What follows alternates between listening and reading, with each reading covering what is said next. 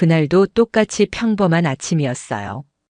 낡은 커피포트에 김이 서린 창문 너머로 습한 공기가 느껴졌고 저는 습관처럼 커피를 내렸습니다. 저는 본래 작은 변화 하나도 놓치지 않고 눈여겨보는 성격이었죠. 주방 한쪽에서 아내는 휴대폰을 보며 미소 짓고 있었는데 그 웃음이 글쎄요.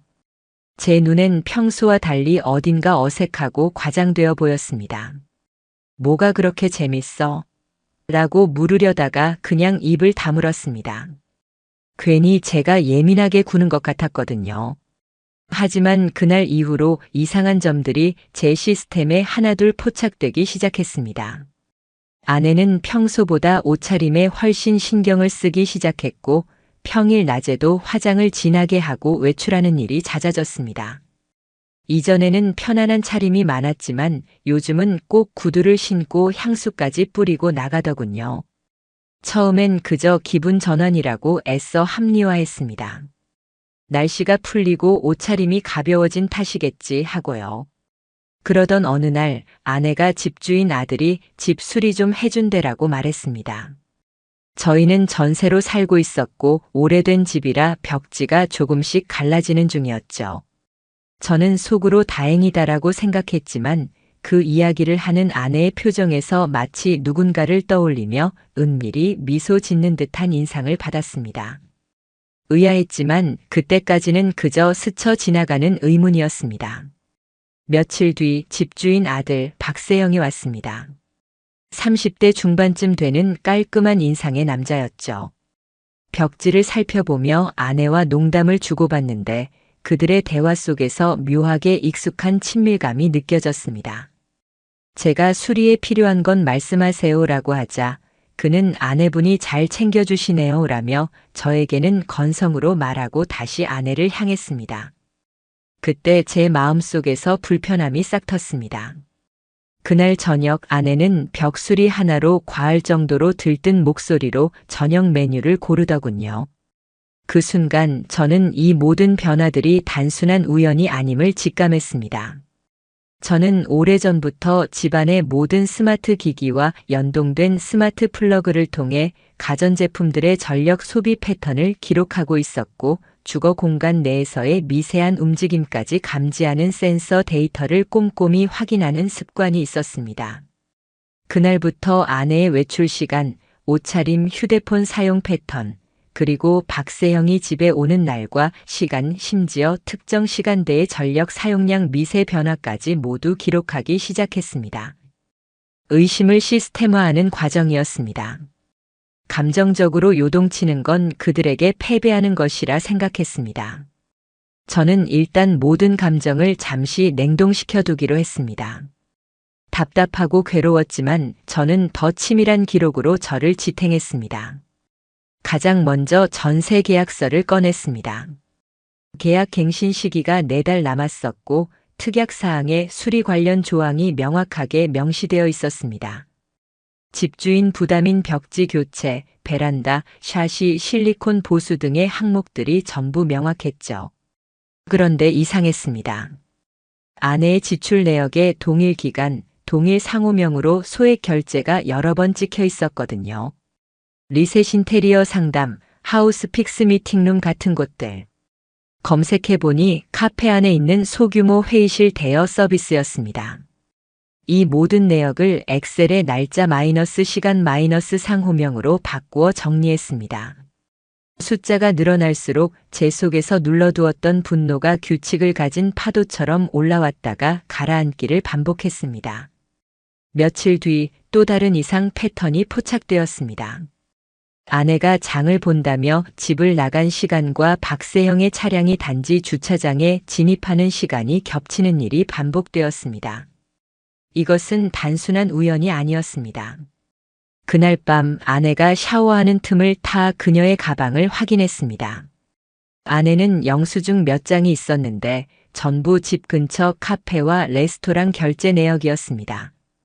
결제 시간은 박세영이 집에 수리하러 온 날과 일치했습니다. 이 증거를 보고 나니 제 머릿속에 둘이 뭔가 있다는 확신이 단단히 자리 잡았습니다. 그러나 저는 바로 따지지 않았습니다. 덜컥 들이대면 그들은 분명 발뺌할 것이고 저는 완벽한 증거를 모아야만 했습니다. 그래서 저는 더욱 치밀해지기로 결심했습니다. 다음 날 아내의 휴대폰 동기화 기록을 확인해 그녀의 이동 경로를 추적하기 시작했습니다. 집에 설치된 현관 센서와 스마트 플러그가 기록한 데이터를 면밀히 분석했습니다. 외출이 늘어난 날에도 특정 평일 낮 시간대에 미세한 전력 스파이크가 찍혀 있었고 욕실 환풍기가 잠깐 켜졌다가 꺼진 흔적 등이 반복적으로 나타났습니다. 이는 아내가 외출한 사이 누군가가 집에 머물렀다는 명백한 정황 증거였습니다. 그리고 며칠 뒤 충격적인 사실이 드러났습니다. 아내는 집 보수 관련 미팅이라며 나갔지만 위치 기록은 전혀 다른 곳을 찍고 있었습니다. 그곳은 집에서 15분 거리의 한 오래된 오피스텔이었습니다. 심장이 쿵 내려앉았습니다. 거길 왜 가지? 저는 겉으로는 아무렇지 않은 척했지만 속으로는 이미 전쟁을 준비하고 있었습니다. 다음 날 저는 회사에 반차를 내고 아내가 움직이는 경로를 직접 따라가 봤습니다. 그녀는 집 근처 카페에서 박세영을 만나더니 함께 그의 차를 타고 그 오피스텔 쪽으로 향했습니다. 저는 멀찍이 뒤따라가 차량이 건물 지하로 들어가는 것을 확인했습니다. 그날 이후 저는 이 사건을 결코 가볍게 넘기지 않겠다고 굳게 결심했습니다. 제 머릿속에는 이미 상간남 소송이라는 단어가 선명하게 새겨졌습니다. 다음 날 아침 저는 회사에 간다고 나섰지만 제 발걸음은 법률사무소로 향하고 있었습니다. 건물 8층 유리문 너머로 가사 전문 변호사라는 문구가 보이자 순간 손끝이 땀으로 축축해졌습니다. 문을 열자 차가운 공기와 함께 무엇을 도와드릴까요? 라는 직원의 목소리가 들렸습니다. 저는 지난 몇 달간 제가 직접 발품 팔아 모은 모든 증거를 체계적으로 정리해 담은 USB를 꺼냈습니다. 안에는 카페 결제 내역, 박세형과의 문자 프리뷰 사진, 제가 기록한 집안 스마트 센서 및 스마트 플러그 전력 패턴 분석 데이터, 아파트 입출차 기록, 그리고 전세 계약 갱신 서류 사진이 완벽하게 정리되어 있었습니다. 변호사는 제 자료를 한 장씩 넘겨보더니 고개를 끄덕였습니다. 이 정도면 상간남 소송 가능성 충분합니다. 명분이 전세 계약 갱신이라고 하더라도 반복적이고 사적인 만남의 증거가 명확하네요. 저는 그 말에 심장이 쿵 하고 내려앉는 것을 느꼈습니다. 그럼 바로 진행할 수 있을까요? 가능합니다. 다만 법원은 시점과 증거의 명확성에 매우 강합니다. 날짜별로 사건 흐름을 명확하게 정리해 주시고 특히 개인적인 교류를 입증할 더욱 결정적인 장면을 확보하는 것이 중요합니다. 그 자리에서 저는 USB의 폴더 구조를 변호사에게 보여주며 설명했습니다. 날짜별, 시간대별, 자료별로 완벽히 정리된 저의 기록들을 본 변호사는 다시 한번 고개를 끄덕이며 말했습니다. 상간남뿐 아니라 아내와의 이혼 소송에서도 이게 강력한 증거가 될 겁니다. 다만 아내가 업무상 관계라고 주장할 가능성이 있습니다. 그렇기 때문에 단순 방문이 아닌 개인적인 감정 교류의 흔적이 중요합니다. 그 말을 듣는 순간 제 안에서 새로운 목표가 생겼습니다. 이제는 법정에서도 어떤 변명도 통하지 않을 그야말로 결정타가 될 만한 장면을 잡아야만 했습니다. 단순한 미소나 서류를 함께 보는 모습이 아닌 감정적인 교류를 명백하게 보여주는 순간, 저는 변호사 사무실을 나서면서 제 머릿속에 그 완벽한 계획을 그렸습니다. 집에 돌아오니 아내는 주방에서 뭔가를 썰고 있었습니다. 저는 아무렇지 않은 듯 물 한 잔을 따라 마시며 물었습니다. 갱신 얘기는 잘 돼가? 응, 거의 다 끝났어. 서류도 다 준비됐고. 그 대답을 들으며 저는 속으로 비릿하게 웃었습니다. 거의 다 끝났다는 건 곧 또 만난다는 뜻이었거든요. 그리고 저는 이번엔 그 자리에 반드시 있어야만 했습니다. 며칠 뒤 기회가 왔습니다. 아내가 이번 주 금요일 세영 씨가 서류 수정본 들고 온대라고 말했습니다. 저는 고개만 끄덕였지만 속으로는 그날이라고 선명하게 표시해 두었습니다. 저는 회사에 반차를 내고 금요일 오전부터 치밀하게 움직였습니다. 이번에는 단순히 멀리서 지켜보는 것이 아니라 직접적인 확인을 할 계획이었습니다. 오전 11시 회색 SUV가 단지로 들어왔습니다. 저는 다른 동 복도 끝에서 망원 렌즈를 꺼내 들었습니다.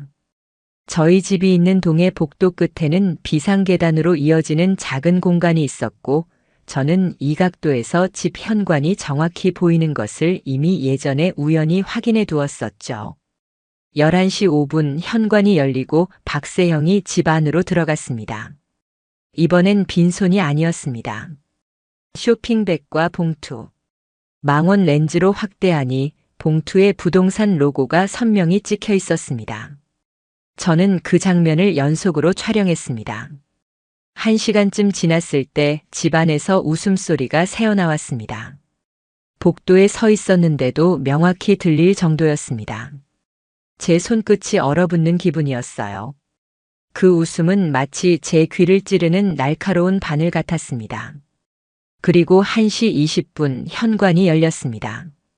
두 사람이 나란히 나왔습니다. 아내는 서류가 든 봉투를 안고 있었고 박세형은 아내 어깨 너머로 무언가를 이야기하며 웃고 있었습니다. 그때 제 시야에 아주 짧은 장면이 스쳤습니다.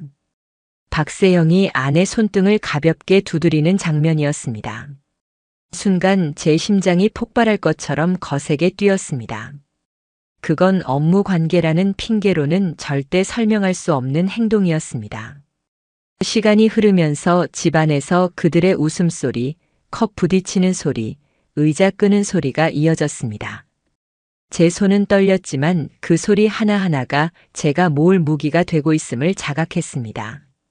오후 1시 19분 쇼핑백에서 작은 선물 상자를 꺼내는 소리가 들렸고 이어 박세영의 목소리가 들렸습니다. 향기 마음에 들면 쓰세요. 그리고 아내가 웃으며 이거 지난번보다 더 좋은데? 라고 말했습니다. 그 순간 제 손가락이 주먹을 꽉 쥐었습니다. 향기. 지난달부터 아내가 뿌리던 그 익숙한 향수 냄새였습니다. 이제 모든 조각이 완벽하게 맞춰지는 기분이었습니다.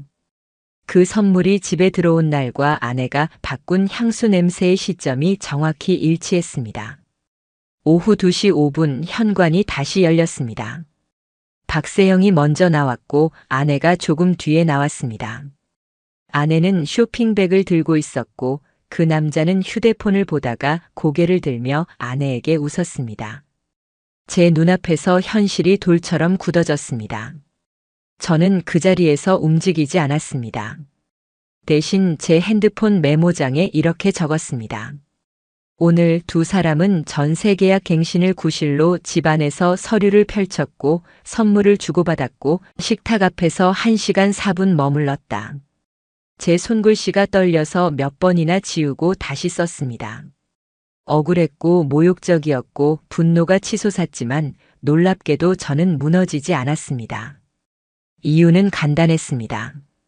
이제부터 이것이 제 무기였으니까요. 기록, 시간, 서류, 서명, 스틸컷, 알림, 그리고 전세 계약서. 그들이 핑계로 쓴 문서는 이제 제가 들이밀 증거의 표지가 될 것이었습니다. 밤이 되자 아내는 아무 일 없었다는 듯 오늘 서류 얘기 얼추 끝냈어라고 말했어요. 저는 물 한 모금을 마시고 고개를 끄덕였어요.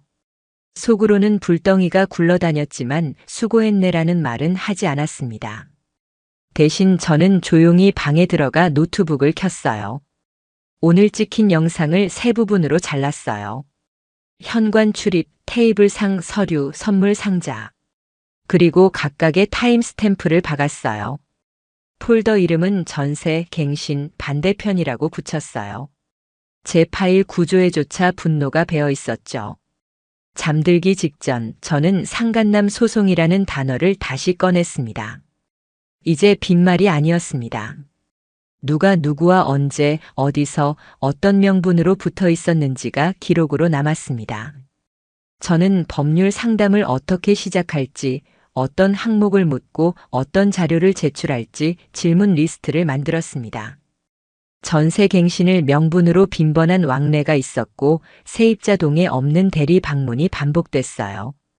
수리 신청서와 작업 확인 서명에 아내 필체가 찍혀 있어요. 상가 CCTV와 카드 결제 내역이 동시간대에 묶여 있어요. 문장을 짧게 끊어 썼습니다. 마치 판결문처럼요. 이 과정을 겪고 있는데도 어쩐지 글자들이 차갑게 반짝였습니다. 그 냉기가 저를 버티게 했습니다.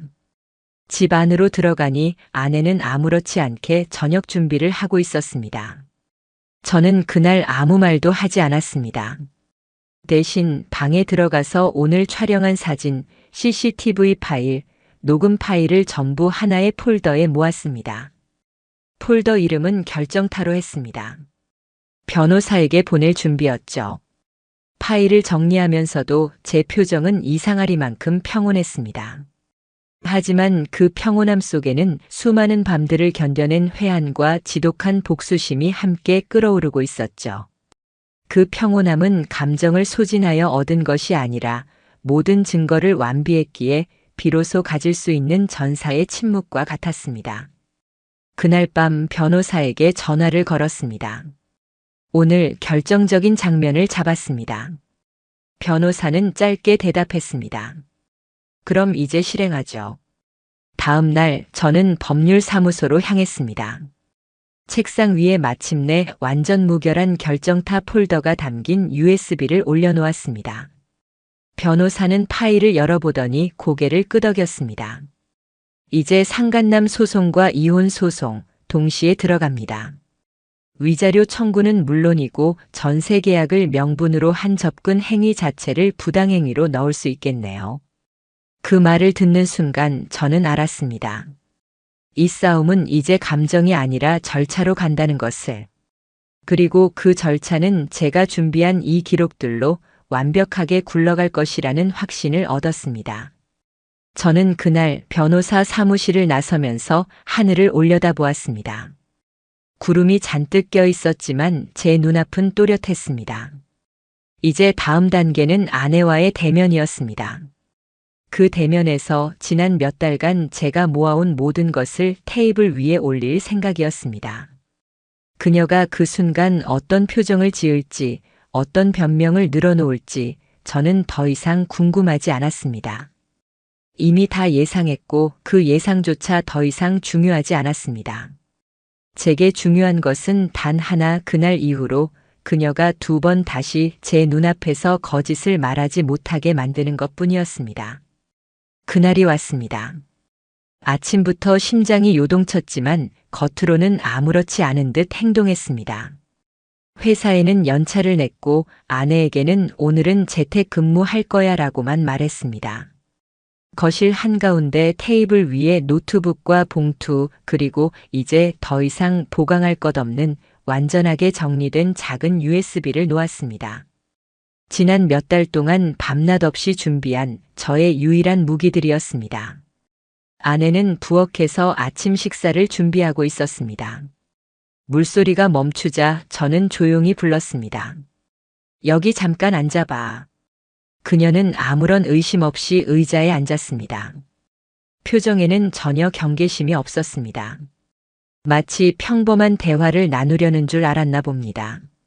저는 USB를 노트북에 꽂고 첫 번째 사진을 띄웠습니다. 상가 CCTV 화면 속 아내와 박세영이 나란히 걷는 장면. 그녀의 눈동자가 미묘하게 흔들렸지만 아직은 애써 평온한 표정을 유지하려 했습니다. 이거 뭐로 보이니? 제 목소리는 낮고 평이했습니다. 아내는 잠시 사진을 응시하다가 그냥 같이 걷는 거잖아 라고 말했습니다. 목소리가 평소보다 아주 미세하게 빨랐습니다. 저는 말없이 다음 사진을 넘겼습니다. 이번에는 현관 안쪽에서 찍힌 장면. 2 사람이 테이블에 서류를 펼쳐놓고 고개를 맞대고 있었습니다. 화면 속 날짜와 시간이 선명히 찍혀 있었습니다. 갱신 얘기한 거야. 아내는 애써 침착함을 유지하려 했지만 테이블 아래로 떨리는 손끝이 보였습니다. 저는 웃음도 분노도 드러내지 않은 채 다음 증거로 넘어갔습니다. 녹음 파일. 스피커에서 그들의 대화가 흘러나왔습니다. 이거 지난번보다 더 좋은 향기예요. 마음에 드시면 쓰세요. 그리고 아내의 웃음소리. 그 순간 그녀의 얼굴이 완전히 굳어졌습니다. 전세계약 갱신 수리 명부는 참 그럴싸하더라. 제 목소리는 철저히 냉정했고 제 시선은 한치의 흔들림도 없었습니다. 제 안에서는 끓어오르는 치욕과 배신감에 심장이 터질 것 같았지만 저는 제 이성과 의지로 그 모든 감정을 짓눌렀습니다. 하지만 명분이 아무리 좋아도 당신이 그 사람 손을 잡은 것은 변명이 될 수 없어. 저는 CCTV 영상에서 손을 잡는 장면을 재생했습니다. 몇 초도 안 되는 짧은 순간이었지만 그 짧음이 오히려 모든 것을 명확하게 무너뜨리고 있었습니다. 아내는 한참 동안 아무 말도 하지 못했습니다. 그러다 갑자기 고개를 숙이고 마지못해 흐느끼는 듯 미안해라고 중얼거렸습니다. 그 목소리에서는 진정한 후회보다 현 상황에 대한 극도의 당황과 체념이 더 느껴졌습니다. 하지만 저는 그 말을 가로막았습니다. 억울함과 분노가 목끝까지 차올라 소리치고 싶은 충동이 들었지만 저는 절대 목소리를 높이지 않았습니다. 미안. 6달 넘게 같은 패턴을 반복하면서 이제 와서 미안해. 차가운 목소리로 더 깊게 그녀의 심장을 찔렀습니다. 오늘 여기서 당신이 무슨 말을 하든 모든 증거는 이미 변호사 사무실에 다 들어갔어. 상간남 소송과 이혼 소송 동시에 진행될 거야. 그녀는 그제야 눈을 크게 떴습니다. 뭐? 소송? 그 목소리 속에는 공포와 당황, 그리고 절망이 뒤섞여 있었습니다. 하지만 저는 더 이상 그녀의 감정에 휘둘리지 않았습니다. 법원에서 곧 통지서를 받을 거야.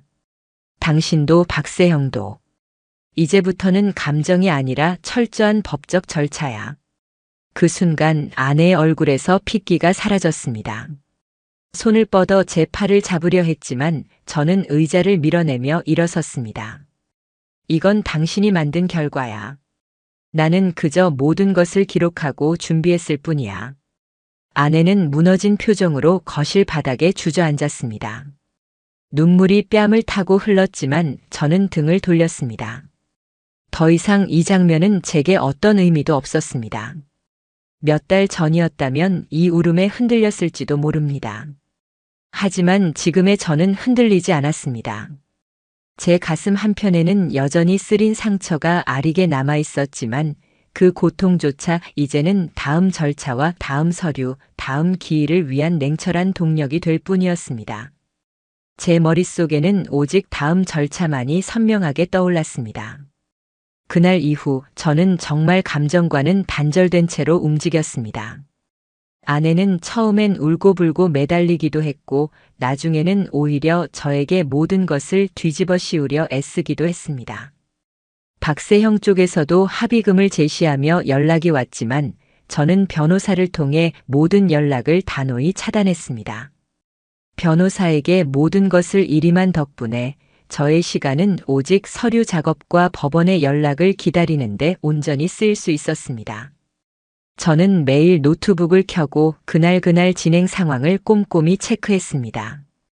이 모든 기록이 나중에 필요할지도 모른다는 집요함이 저를 계속 움직였습니다. 얼마 후 법원으로부터 소장과 관련 서류가 아내와 박세형에게 송달되었다는 연락을 받았습니다. 그 순간 제 마음속 깊은 곳에 억눌려 있던 분노와 동시에 알 수 없는 허무함이 밀려왔습니다. 이제야 모든 것이 시작되는구나 하는 생각과 과연 이 싸움이 나에게 무엇을 가져다 줄까 하는 회의감이 뒤섞였습니다. 예상했던 대로 아내는 물론 박세형도 자신들의 행위를 업무적 관계로 위장하며 부인하려 했습니다. 심지어 아내는 제게 당신이 너무 예민하게 받아들인 거야. 라며 적반하장으로 나왔습니다. 저는 그들의 뻔뻔함에 혀를 내둘렀지만 더 이상 감정을 소모하지 않았습니다. 제가 가진 압도적인 증거 앞에서 그들의 주장은 점차 힘을 잃어갔습니다.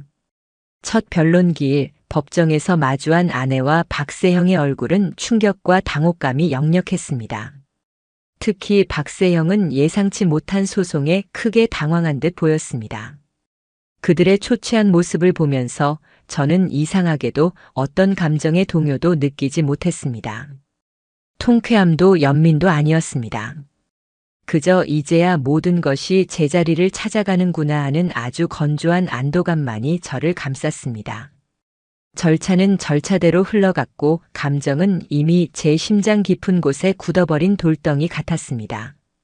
하지만 그 돌덩이 속에서도 밤마다 예고 없이 날카로운 조각들이 튀어나와 저를 핥히곤 했습니다. 평범했던 지난 시간의 파편들이 저를 괴롭혔고 저는 잠 못 드는 밤을 삼키며 다시 한번 제가 여기까지 오게 된 그 비극적 시작점을 되새겨야만 했습니다.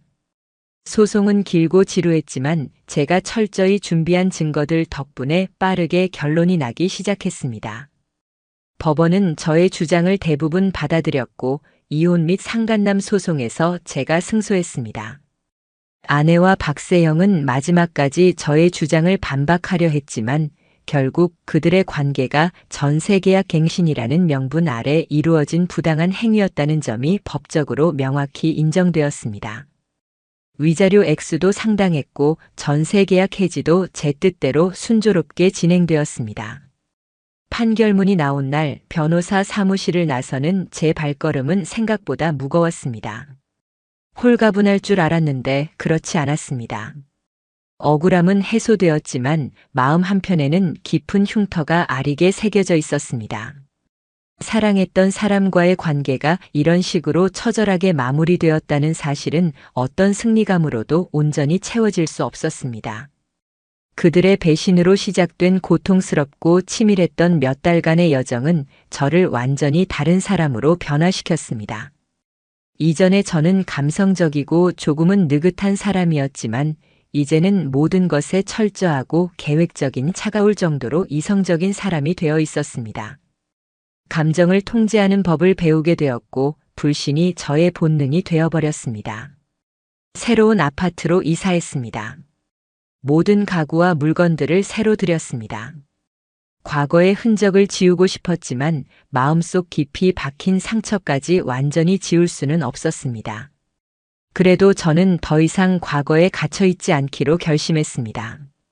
새벽녘 저는 제 손으로 직접 써 내려간 기록들을 모두 모아 서랍 깊숙한 곳에 넣어두었습니다. 언젠가 다시 꺼내 볼 날이 있을지도 모르지만 지금은 그 기록들이 저의 과거를 단단히 지지해주는 증거가 아니라 제가 걸어온 길과 그 과정에서 얻은 강인함을 잊지 않게 해주는 이정표가 될 것이라고 생각했습니다. 저는 창밖을 바라보았습니다. 어제 내린 비로 하늘은 맑게 개어 있었고 새로운 해가 떠오르고 있었습니다.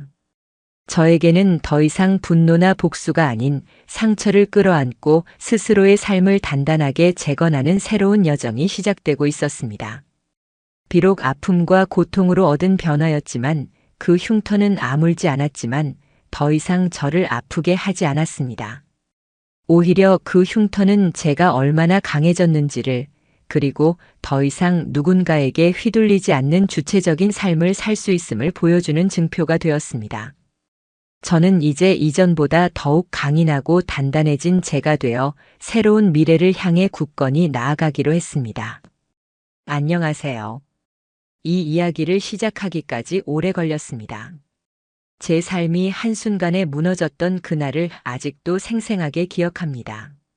세상에서 가장 기쁘고 감격스러워야 할 순간이 제 인생을 가장 차갑게 얼려버린 날이 될 줄은 정말 몰랐습니다. 지금부터 그 긴 싸움의 시작을 말씀드리겠습니다. 제 남편과 저는 직장 선후배 사이였습니다. 같은 부서에서 몇 년간 함께 일했고 프로젝트를 같이 하면서 자연스럽게 가까워졌습니다. 처음에는 업무적인 존중에서 시작된 관계였고 어느 날부터인가 제 점심시간에 남편이 맞춰오고 택시를 같이 타고 퇴근하다 집 앞에서 오래도록 이야기하고 그러면서 조심스럽게 사랑이 시작되었습니다. 1년 반 정도 연애하고 나서 남편이 먼저 결혼 이야기를 꺼냈습니다. 나는 너 아니면 안 될 것 같아. 우리 결혼하자. 아침에 같이 일어나서 출근하고 퇴근해서 밥 먹고 그런 삶이 너랑이면 너무 행복할 것 같아. 그때 저는 참 많이 울었습니다. 사실 저는 누군가와 결혼하는 게 무섭기도 했고 가족이 된다는 게 두렵기도 했는데 그 사람이 저에게는 유일하게 마음 놓고 기대고 싶은 사람이었어요. 그래서 결혼을 결심했고 식도 올렸고 신혼집도 마련하고 하객들 앞에서 서로의 손을 잡고 약속도 했습니다. 그런데 그때 남편이 한 가지를 제안했습니다. 혼인신고는 잠시 미루자고요. 회사에 좀 복잡한 일들이 있어서 지금 당장은 서류상 결혼이 도움이 안 돼. 3개월이나 4개월만 지나면 바로 신고하자. 이미 우린 다 한 거나 마찬가지잖아. 신혼여행까지 갔다 왔는데. 그때는 그 말이 별로 이상하지 않았습니다. 서류야 나중에 하면 되지, 우리는 이미 가족인데. 그래서 그냥 믿고 넘어갔습니다. 결혼하고 1년쯤 지났을 무렵 저는 아이를 가지게 되었습니다. 마법이 오지 않아서 이상하다 싶었고 테스트기 2줄이 선명하게 뜨던 그 순간 놀랍기도 하고 설레기도 하고 무엇보다도 남편이 어떻게 반응할지가 궁금했어요. 그래서 바로 전화를 걸었죠. 남편은 그날 정말 좋아했어요. 진짜야? 우리 이제 부모 되는 거야? 그 목소리가 떨리더라고요. 그 후로는 퇴근하고 집에 오면 태명은 어떻게 할지, 산부인과는 어느 병원을 다닐지, 유모차는 어떤 브랜드가 좋은지 하루 종일 이야기했어요. 정말 평범한 너무나도 따뜻한 부부였죠. 입덧이 심했을 때는 아침마다 미역국 끓여주고 제가 못 먹는 음식이 생기면 같이 끊고 주말마다 병원 같이 가서 초음파 영상 찍고 그걸 캘린더에 저장해 놓고 매일 들여다보는 남편이었어요. 그런데 임신 후기가 지나면서부터 조금씩 이상한 기운이 느껴지기 시작했습니다. 출산이 다가오면서 저도 몸이 힘들었고 불안정한 감정에 짜증도 많아졌는데 남편이 점점 연락이 느려지고 회사 일 많다, 회의 많다 하면서 집에 늦게 들어오기 시작했어요. 물론 바쁠 수는 있지만 저는 이제 곧 아이를 낳는 사람인데 그런 상황이 반복되다 보니 서운함이 자꾸 쌓였죠. 출산 예정일이 다가왔습니다. 남편에게 분명 이야기했어요. 그날은 무조건 시간 비워야 해. 내가 혼자 병원 가게 만들면 안 돼. 그는 알겠다며 고개를 끄덕였고 제가 걱정하지 않게 일부러 회사에도 조퇴 이야기까지 했다고 했어요. 그런데 출산 당일 제가 진통으로 응급실에 실려가는 그 순간 남편은 전화를 받지 않았습니다. 계속 정말 수십 통 전화를 했어요. 병원 도착해서 입원 수속하면서도 전화를 걸었고 분만 대기실에서도 간호사들 손 붙잡고 남편이 어디 있냐고 물었습니다. 결국 남편은 출산이 다 끝난 뒤에야 병원에 도착했습니다. 정말 미안해. 갑자기 중요한 미팅이 생겨서. 그리고는 택배 박스를 들고 오더니 기저귀 세트를 건넸습니다. 그걸 보며 저는 고맙기도 하고 한편으로는 서운함이 더 커졌어요. 그래도 아이 얼굴 보고는 같이 울었고 그 순간만큼은 진심 같았습니다. 산후조리원에 들어간 이후 남편은 한동안 매일 오다가 점점 회사에 중요한 일 있다며 연락이 줄어들었습니다. 영상통화도 잠깐, 문자도 밤 늦게 한두 줄. 하루는 조리원에서 받은 택배에 제 이름으로 된 은행 우편물이 들어있었어요. 그 안에는 제가 개설하지 않은 계좌에 대한 안내장이 들어있었죠. 공동명의 계좌였습니다. 그리고 그 계좌의 다른 명의자는 생전 처음 보는 여자 이름이었습니다. 이상하다고 느꼈습니다. 남편 이름으로 된 계좌라 확인이 쉽지 않았지만 은행에 전화해서 계좌 명세서를 요청했고 공동 소유자의 이름을 들은 순간 소름이 돋았습니다. 이건 그냥 동업이나 재정상 편의로 만든 게 아니었어요. 그 계좌는 둘이 부부 명의로만 개설할 수 있는 금융 상품이었습니다. 그 말인즉슨 남편은 그 여자와 혼인관계라는 뜻이었습니다. 제가 아직 혼인신고도 안 한 상태인데 다른 여자와 법적으로 부부가 되어 있다는 말이잖아요. 그 순간 저는 조용히 관할 구청으로 갔습니다. 제 주민등록 초본, 가족관계증명서, 그리고 남편의 혼인관계증명서 발급을 요청했습니다. 서류를 받아들고 제 손이 부들부들 떨렸습니다. 제 이름은 아무 데도 없었습니다. 그리고 제 남편의 법적 배우자란에는 전혀 다른 여성의 이름이 또박또박 적혀 있었습니다. 혼인신고일은 제가 진통으로 병원에 실려간 그날, 제가 아이를 낳던 바로 그날이었습니다. 그 여자는 제가 출산 중이던 그날 남편과 함께 구청에 있었습니다. 그리고 그 여자가 법적 아내가 되었습니다. 처음엔 믿을 수 없었습니다. 아니, 믿고 싶지 않았습니다. 남편이 제 출산 당일 다른 여자와 함께 혼인신고를 했다는 그 사실. 처음에는 무언가 행정적인 실수겠지, 이름이 같은 다른 사람 아닐까 스스로 수없이 합리화했어요. 하지만 구청에서 받은 혼인관계증명서 사본, 그리고 남편의 가족관계 등록부를 펼쳐보고 저는 그 자리에 주저앉을 뻔했습니다. 거기엔 분명히 남편 이름 옆에 그 여자의 이름이 적혀 있었고 그 날짜는 제가 분만실에서 아이를 낳고 있었던 정확히 그날이었습니다. 이제 저는 깨달았습니다.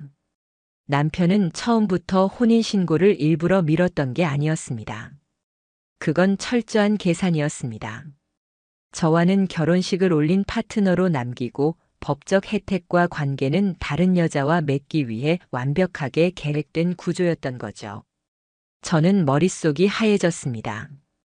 그 여자는 도대체 누구일까? 남편과 어떤 관계이며 어떻게 그런 일까지 가능했을까? 우선 남편의 명의로 개설된 통장과 카드 명세서부터 하나하나 살펴보기 시작했습니다. 정리하는 동안 눈에 띈 익숙한 패턴이 있었습니다. 같은 날짜, 같은 시간대에 반복되는 특정 지역의 결제 내역, 가구점, 마트, 아이용품 매장, 음식점, 그리고 호텔이 아니라 장기 숙박형 레지던스. 이상하다고 느낀 저는 남편의 차량 위치를 확인하기 위해 예전에 설치했던 차량 공유 앱을 다시 켜봤습니다. 다행히 비밀번호는 그대로더군요. 차량의 주 정차 위치는 서울이 아닌 인천 송도에 있었습니다. 그리고 바로 그 근처 주소지에 남편과 그 여자 둘이 공동 전입신고가 되어 있다는 사실을 등기부등본과 주민등록 초본으로 확인할 수 있었습니다. 이건 단순한 외도가 아니었습니다. 남편은 송도에 있는 그 집에서 다른 여자와 함께 살고 있었던 겁니다. 심지어는 그 집에 딸린 유아용 물품과 아이 장난감 구매 내역까지 확인되면서 저는 더 혼란스러워졌습니다.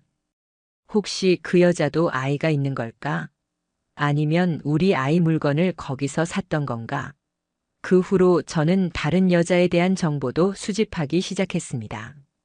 남편의 SNS는 이미 비공개로 전환되어 있었고 그 여자 역시 인스타그램에 올라온 흔적이 거의 없었습니다. 하지만 사진 한 장. 정확히는 남편의 차량과 송도 근처 도로에서 찍힌 사진 하나가 그 여자의 인스타그램 스토리에서 발견되었습니다. 피드에는 없었지만 스토리는 24시간 후 사라지기 전 누군가가 캡처한 화면을 공유했었고 그 계정은 분명 남편과 동행했던 여자의 것이 맞았습니다. 아이디에는 이름이 그대로 노출되어 있었고 저는 그 이름을 포털에 검색하기 시작했죠. 그 여자는 남편과 같은 회사 계열사에서 일하던 계약직 출신의 여성으로 현재는 퇴사 후 프리랜서 디자이너로 일하고 있었습니다. 가장 소름 돋았던 건 그 여자가 운영하던 블로그의 글이었습니다. 아침에 우리 아기에게 미역국 끓여주고 함께 산책 나가는 일상이 너무 소중하다. 남편이 퇴근하면서 꽃을 사왔다. 이런 평범한 행복이 내가 꿈꾸던 삶이었다. 남편이 매일 바쁘다며 저와 아이에게는 연락조차 제대로 하지 않던 그 시간에 그 여자는 저와 겪어야 할 일들을 대신 겪고 있었던 겁니다. 출산을 앞두고 진통을 참으며 혼자 병실에 누워있던 제 모습이 떠오르면서 정말 말로 표현할 수 없는 분노가 치밀어 올랐습니다. 남편은 아예 이중 생활을 하고 있었습니다. 송도에서 그 여자와 살며 아이 없는 삶을 즐기고 저에게는 신고만 안 했을 뿐인 아내로서 그저 도구처럼 사용해왔던 거죠. 저는 하나하나 자료를 수집하기 시작했습니다.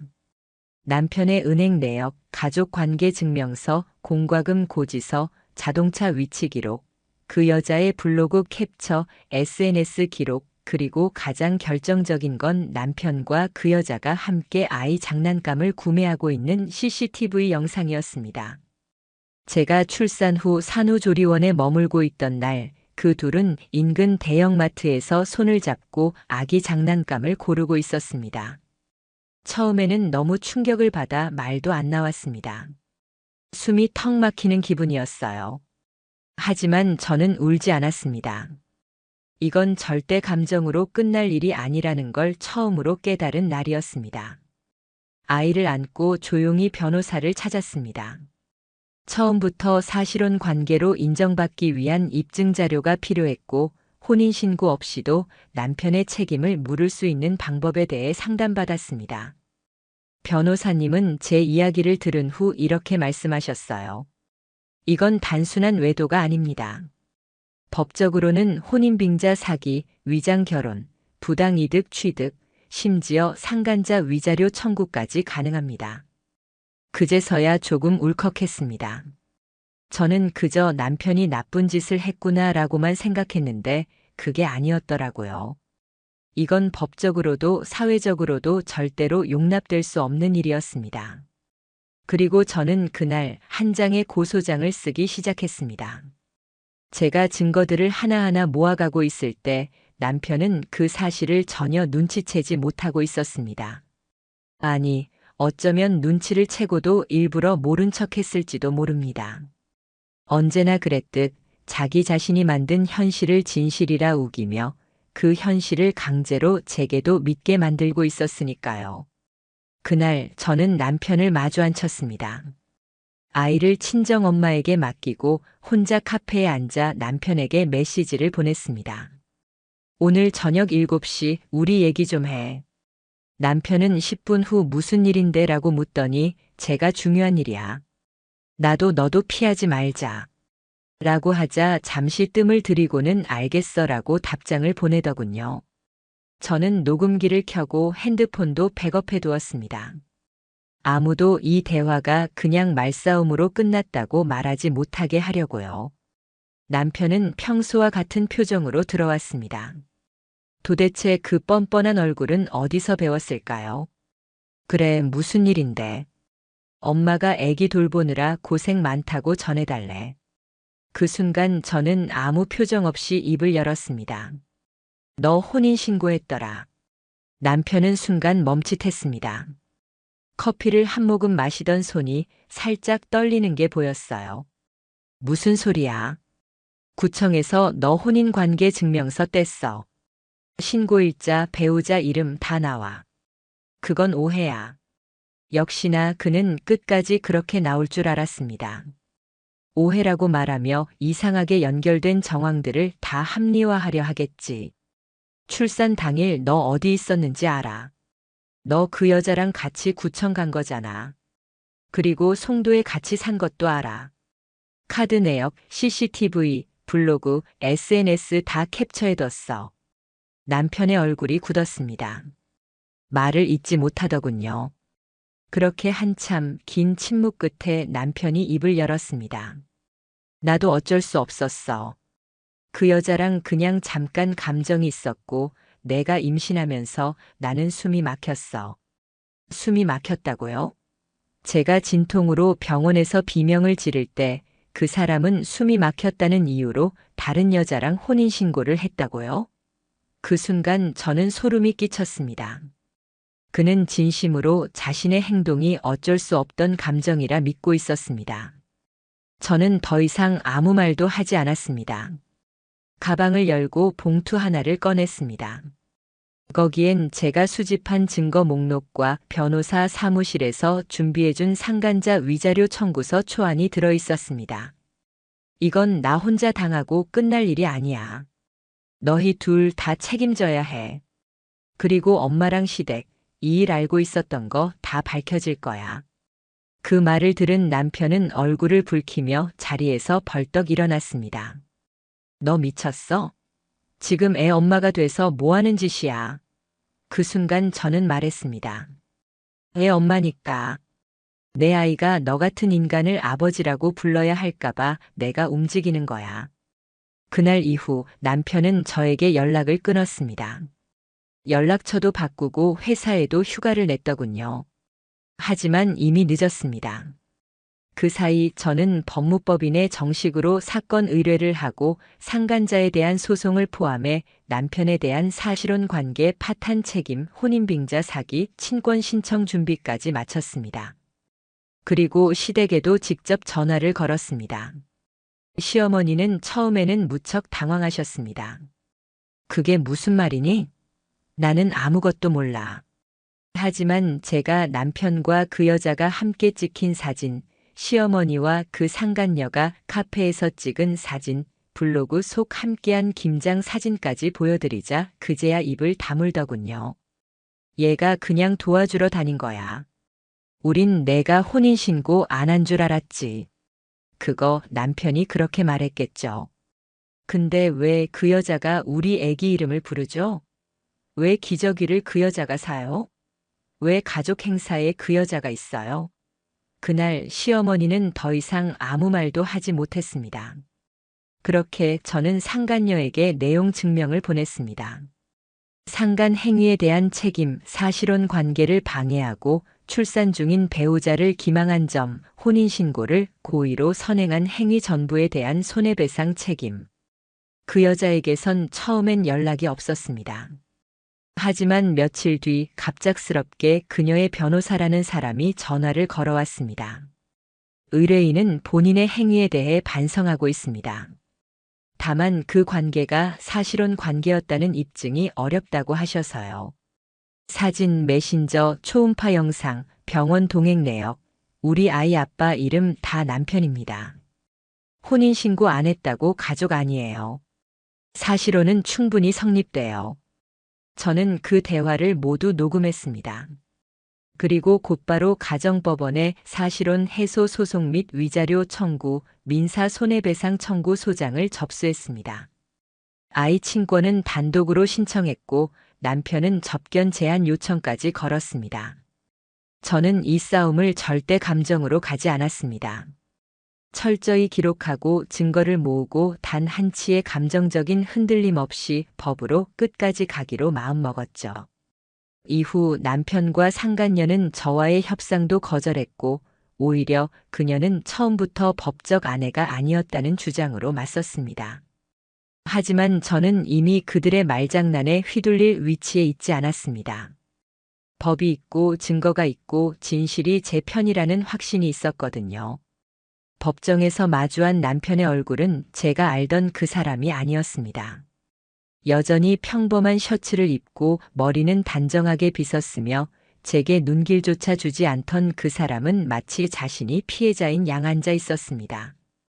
법원은 비공개로 진행됐고 저는 변호사를 통해 모든 진술을 정리해냈습니다. 제가 수개월 동안 모은 자료는 페이지 수로만 수십 장 사진과 영상, 대화 캡처, 병원 동행 기록, 공동생활의 증거 그리고 무엇보다도 그 남자와 그 여자의 거짓된 혼인의 날짜와 재출산일의 충돌. 재판은 차분히 그러나 냉철하게 흘러갔습니다. 처음 발언한 사람은 제 남편이었습니다. 저는 이혼한 적도 없고 혼인한 적도 없습니다. 그녀와는 동거인이었고 결혼을 전제로 관계를 유지했지만 법적 부부는 아니었습니다. 판사님이 되물었습니다. 결혼식은 했죠? 예, 했습니다. 그럼 당시 증인도 있었고 하객도 있었고 함께 주거한 기록도 있네요. 네. 출산은요? 제 아이 맞습니다. 그럼 법적 혼인신고만 하지 않았을 뿐 실질적으로는 부부로 살아온 것이 맞습니까? 네, 맞습니다. 그 답변이 나오는 순간 상간녀 쪽 변호인이 갑자기 발언했습니다. 의뢰인은 상대방이 법적 부부가 아니라고 알고 있었습니다. 서류상 미혼이었고 동거 기록이나 자녀 출산 여부를 사전에 알지 못했습니다. 그때 저는 준비해온 자료 중 하나를 판사님께 제출했습니다. 그 여자와 남편이 함께 찍은 사진, 제가 출산한 병원 근처에서 그 여자가 남편에게 보낸 메시지 내용. 오늘 아기 낳는 날이지? 무사히 마치길 바래. 우리도 곧 그런 날이 오겠지. 판사님의 표정이 바뀌었습니다. 의뢰인이 임신 사실과 출산까지 알고 있었다는 게 확인됐는데 이 진술은 거짓이군요. 그 여자 쪽은 곧바로 말을 바꾸기 시작했습니다. 죄송합니다. 알고는 있었습니다. 하지만 그 당시엔 그분이 이혼 절차 중이라 들었어요. 그 순간 제 변호사가 나섰습니다. 이 사건의 핵심은 의뢰인과 상대방이 사실혼 관계에 있었고 그 사실혼 관계가 파괴되기 직전 피고가 혼인신고를 했다는 점입니다. 출산 중인 배우자를 두고 다른 여성과 법적으로 혼인신고한 그 행위는 일반적인 외도 수준을 넘어 악의적 고의가 있었던 것으로 판단됩니다. 그리고 상간녀가 남편의 어머니와 함께 며느리처럼 찍힌 가족 행사 사진, 블로그 속 시어머니랑 김치 담갔다는 글까지 공개됐습니다. 판사님은 그 사진을 하나하나 넘겨보며 아주 조용히 물으셨습니다. 피고는 원고의 시어머니와 함께 시간을 보낸 사실을 인정합니까? 상간녀는 머뭇거리다가 고개를 끄덕였습니다. 네. 그분은 저에게 우리 집 며느리나 다름없다고 하셨어요. 저는 그 말을 듣고도 아무 말도 하지 않았습니다. 차라리 분노가 나지도 않았습니다. 그들은 끝까지 자신들의 행동을 어쩔 수 없었던 감정으로 포장하고 있었습니다. 하지만 감정이 아무리 격렬해도 그 감정 때문에 저의 인생을 망가뜨릴 권리는 없었습니다. 다음은 판사님의 정리였습니다. 이 사건은 일반적인 불륜 관계를 넘어서 사실혼 관계 파괴와 혼인빙자 그리고 법적 서류를 이용한 명백한 고의성이 인정됩니다. 특히 출산일과 혼인신고일의 충돌은 피고의 행위가 고의적이라는 가장 중요한 정황입니다. 그리고 판결은 다음 기일에 내려졌습니다. 법원은 다음 세 가지를 인정했습니다. 첫째, 저와 남편 사이의 사실혼 관계는 명백히 존재했으며 부부로서의 실질적 생활과 출산, 동거, 혼례식 가족 행사가 이를 입증.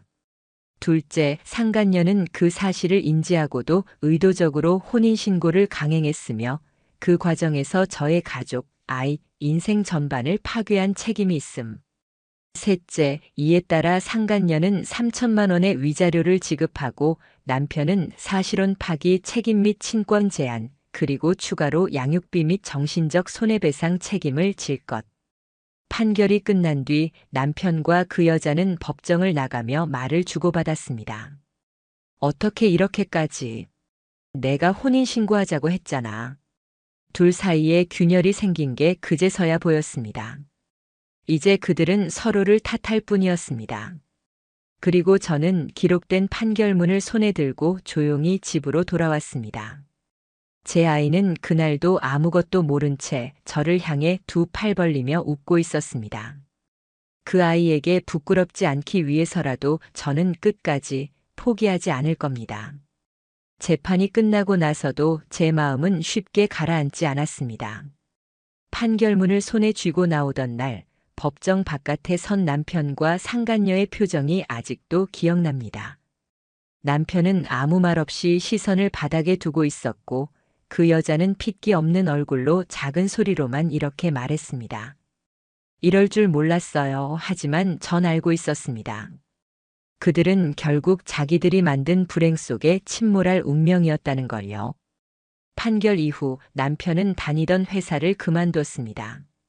정확히 말하면 징계 해고를 당했습니다. 공기업 산하 연구기관이었고 그 내부 감사팀이 혼인관계 및 사적 이해 충돌 여부를 조사하기 시작했거든요.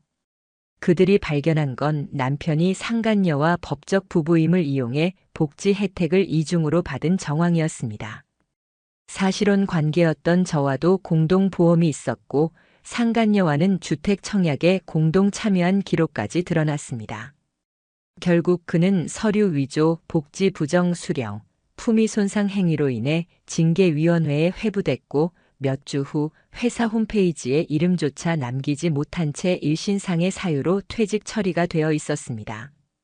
상간녀의 상황도 비슷했습니다. 원래 프리랜서 디자이너로 SNS 마케팅을 하며 온라인 브랜드에 납품도 하고 있었지만 그녀가 법적으로 위자료를 물게 되면서 소속 거래처가 하나둘 계약을 해지하기 시작했습니다. 소셜 이슈에 연루된 인물과는 브랜드 이미지에 맞지 않는다. 이게 공식 사유였습니다. 게다가 그녀가 한때 운영하던 블로그와 SNS가 일부 인터넷 커뮤니티를 통해 캡처되어 퍼지면서 그녀는 결국 계정을 모두 삭제했습니다. 위자료는 3천만 원. 남편과 공동 책임이었지만 남편은 이미 무직 상태였고 그녀에게 배상 책임이 더 많이 전가되었습니다.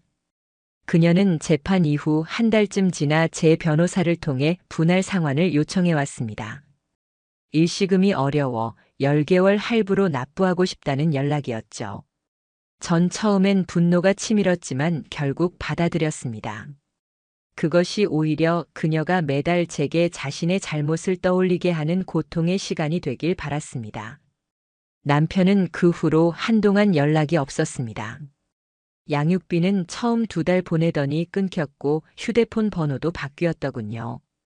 하지만 법원 판결 이후 이미 급여 압류 조치가 내려진 상태였기에 통장 거래는 모두 추적이 가능했고 추후 직장을 구하게 되면 즉시 소득의 일정 비율이 자동으로 저에게 넘어오게 되는 구조로 설정했습니다. 시댁은 그 후 단 한 번도 저를 찾아오지 않았습니다. 아이의 100일 잔치 때 한 통의 연락도 없었습니다. 제가 전화를 걸자 시어머니는 수화기 너머로 이렇게 말하셨습니다. 너무 큰일이 벌어져서 우리가 감당이 안 된다. 그냥 다 잊고 살아줘. 우리도 그 애 안 본다. 그때 저는 알았습니다. 그들 역시 도망치고 있다는 걸요. 결국 저는 아이와 둘이 살아가는 삶을 선택했습니다. 쉽진 않았습니다. 정말 하루하루가 버겁고 밤마다 눈물이 났지만 아이의 손을 잡고 병원을 가고 아이의 웃음소리에 울다가도 웃고 그렇게 하루하루 다시 살아가게 되었습니다. 어느 날이었습니다. 아이와 함께 근처 공원 산책을 하던 중 남편을 마주쳤습니다. 예고 없이 나타난 그 사람은 수척한 얼굴에 헝클어진 머리 그리고 후줄근한 재킷 차림이었습니다. 아이를 보고도 아무 말 못하더니 저를 바라보며 이렇게 말하더군요. 너무 많이 망가졌다. 그래도 아이는 잘 키우고 있어서 고맙다. 저는 단 한마디만 남겼습니다. 그 아이가 커서 너라는 사람을 어떻게 기억할지는 이 아이가 아니라 너 자신이 결정하게 될 거야. 너처럼 살지 않도록 내가 더 열심히 살게. 그렇게 돌아선 후 그 사람은 제 인생에서 다시는 등장하지 않았습니다. 그 후로 저는 아이를 키우며 조금씩 다시 제 삶을 회복했습니다. 심리 상담도 받았고 커뮤니티에서 같은 아픔을 겪은 분들과 이야기를 나누며 저 자신을 다잡아갔습니다. 이제는 밤마다 엄마 사랑해요라고 말하는 아이의 목소리에 매일 마음이 따뜻해집니다. 복수는 상대를 망가뜨리는 것이 아니라 내가 다시 살아나서 웃는 것이라는 걸 이제서야 알게 되었습니다. 그들은 모든 걸 가졌다고 착각했고 결국 모든 걸 잃었습니다. 그리고 저는 가장 소중한 것을 지켜냈습니다.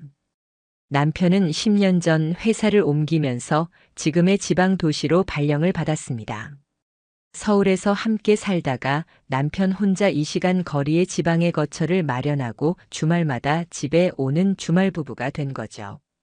당시는 저도 직장을 포기할 수 없었고 무엇보다 딸이 서울에서 학교를 다니고 있었기 때문에 그게 최선이라고 생각했습니다. 저희 부부는 처음엔 자주 통화했습니다. 남편은 퇴근 후 꼭 전화를 걸어 딸에게 잘 지내고 있냐고 안부를 물어보기도 하고 제가 만든 반찬을 맛있게 먹었다며 사진을 보내기도 했습니다. 주말이면 금요일 저녁에 올라와 딸과 함께 영화를 보고 토요일에는 친정이나 시댁을 들렀고 일요일엔 세 식구가 같이 저녁을 먹고 다시 내려갔습니다. 10년. 그 시간 동안 남편은 한 번도 올라가기 힘들다는 말을 하지 않았습니다. 가끔 피곤한 기색이 보여도 그는 끝까지 말했습니다. 딸이랑 당신이 기다리는데 어떻게 안 갈 수가 있겠어. 내가 이 집에 오는 이유는 가족이니까. 그 말에 저는 매번 울컥했습니다. 그만큼 남편은 이 가족을 위해 헌신하는 사람이라고 믿었으니까요. 하지만 지금 돌아보면 그 모든 말은 저를 속이기 위한 포장지였다는 걸 알게 됐습니다. 처음 이상한 기운을 느낀 건 작년 겨울쯤이었습니다. 남편이 금요일 저녁이 아닌 토요일 오전에 올라오겠다고 하더군요. 출장이 좀 길어졌어. 어쩔 수 없네. 그 한마디에 저는 고개를 끄덕였습니다. 하지만 그게 그 다음 주에도 그 다음 달에도 반복됐습니다.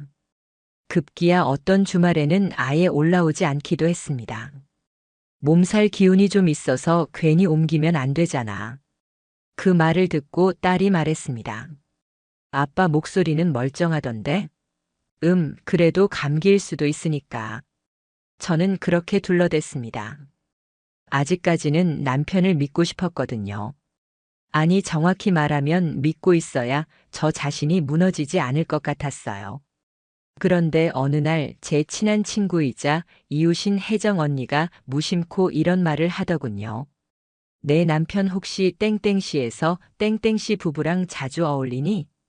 그 부부는 남편이 회사 사람들 중에서도 가장 친하게 지내는 커플로 알고 있었습니다.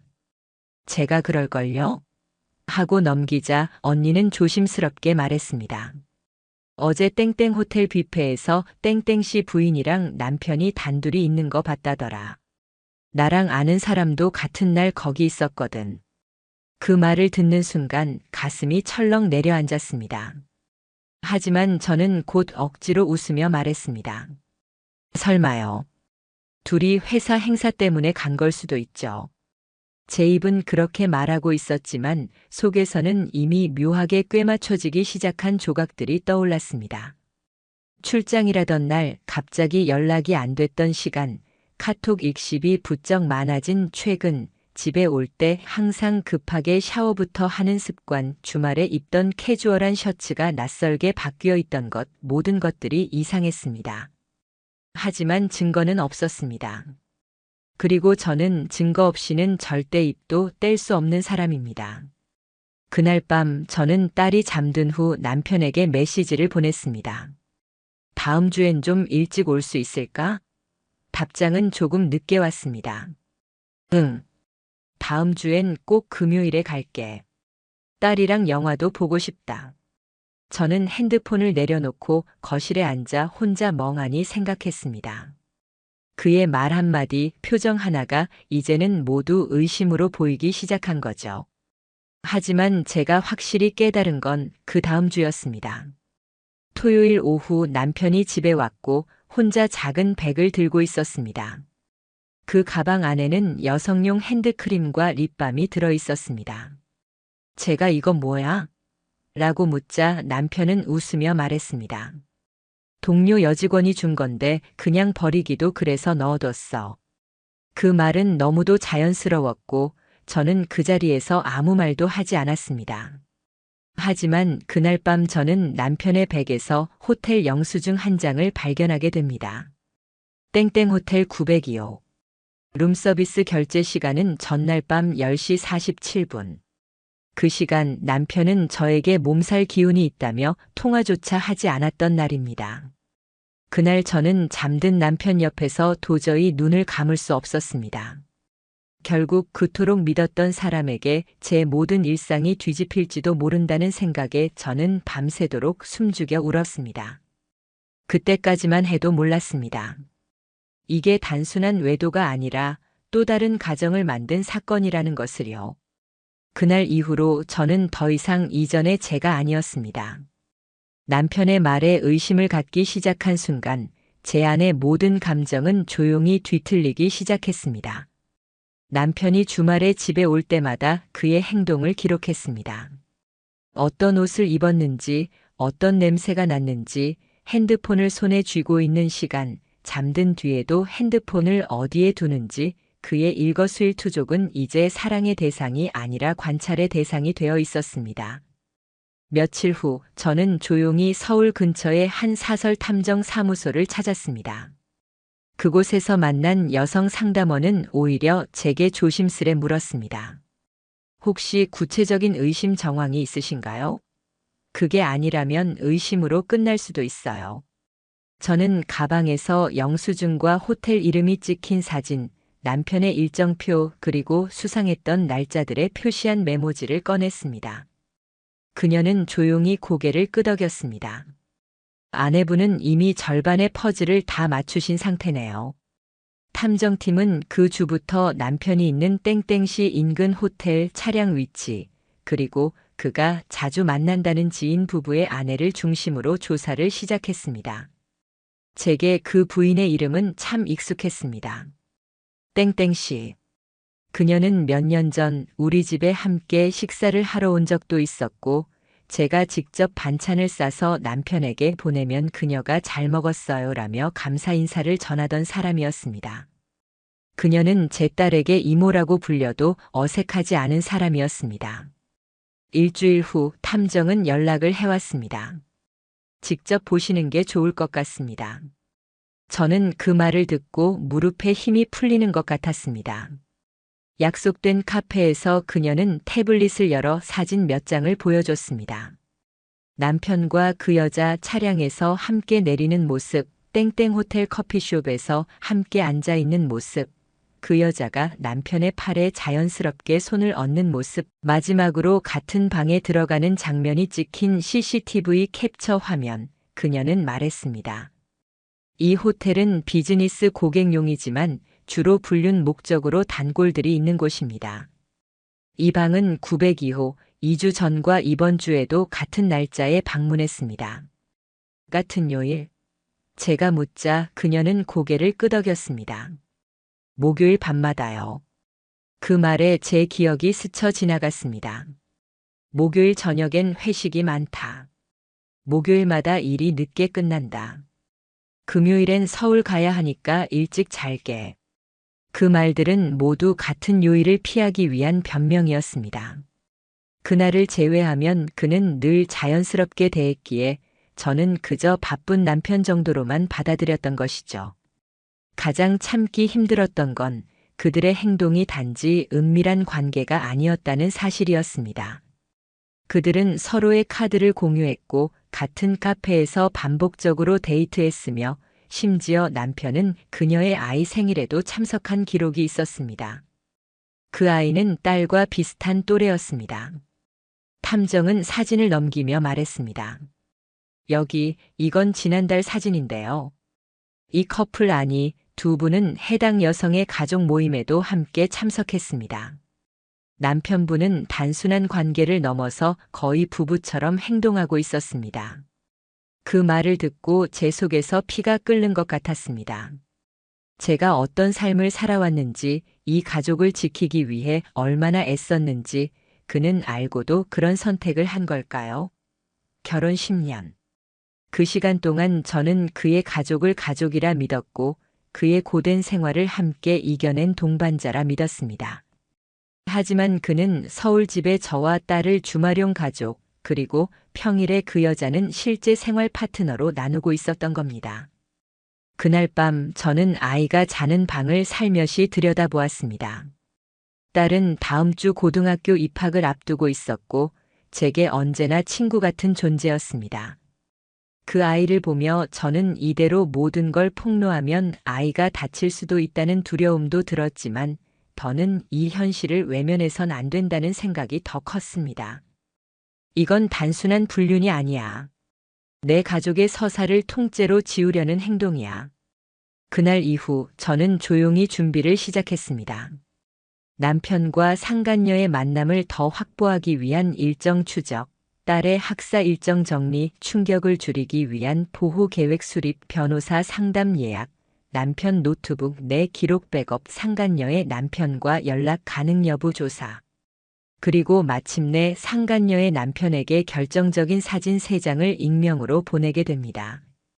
그의 아내와 제 남편이 호텔 방으로 들어가는 모습, 남편이 그녀의 뒷머리를 쓰다듬는 장면, 차량 안에서 입을 맞추는 모습, 익명 계정으로 보내며 저는 메시지를 남기지 않았습니다. 말하지 않아도 아플 만큼 명백한 배신이었기 때문입니다. 그날 이후 모든 것이 바뀌기 시작했습니다. 남편은 저를 속이려 계속 웃었지만 저는 이제 그 웃음의 밑바닥을 알고 있었습니다. 나는 이제 아무것도 모르는 아내가 아니다. 그리고 너희가 그렇게 쉽게 짓밟은 내 삶의 무게를 이제부터 너희가 감당하게 될 것이다. 상간녀의 남편에게 보낸 사진은 생각보다 빠르게 파장을 일으켰습니다. 익명 계정으로 보냈기에 그가 어떤 반응을 보일지 걱정도 됐지만 48시간도 지나지 않아 그는 저에게 비공개 메일 한 통을 보내왔습니다.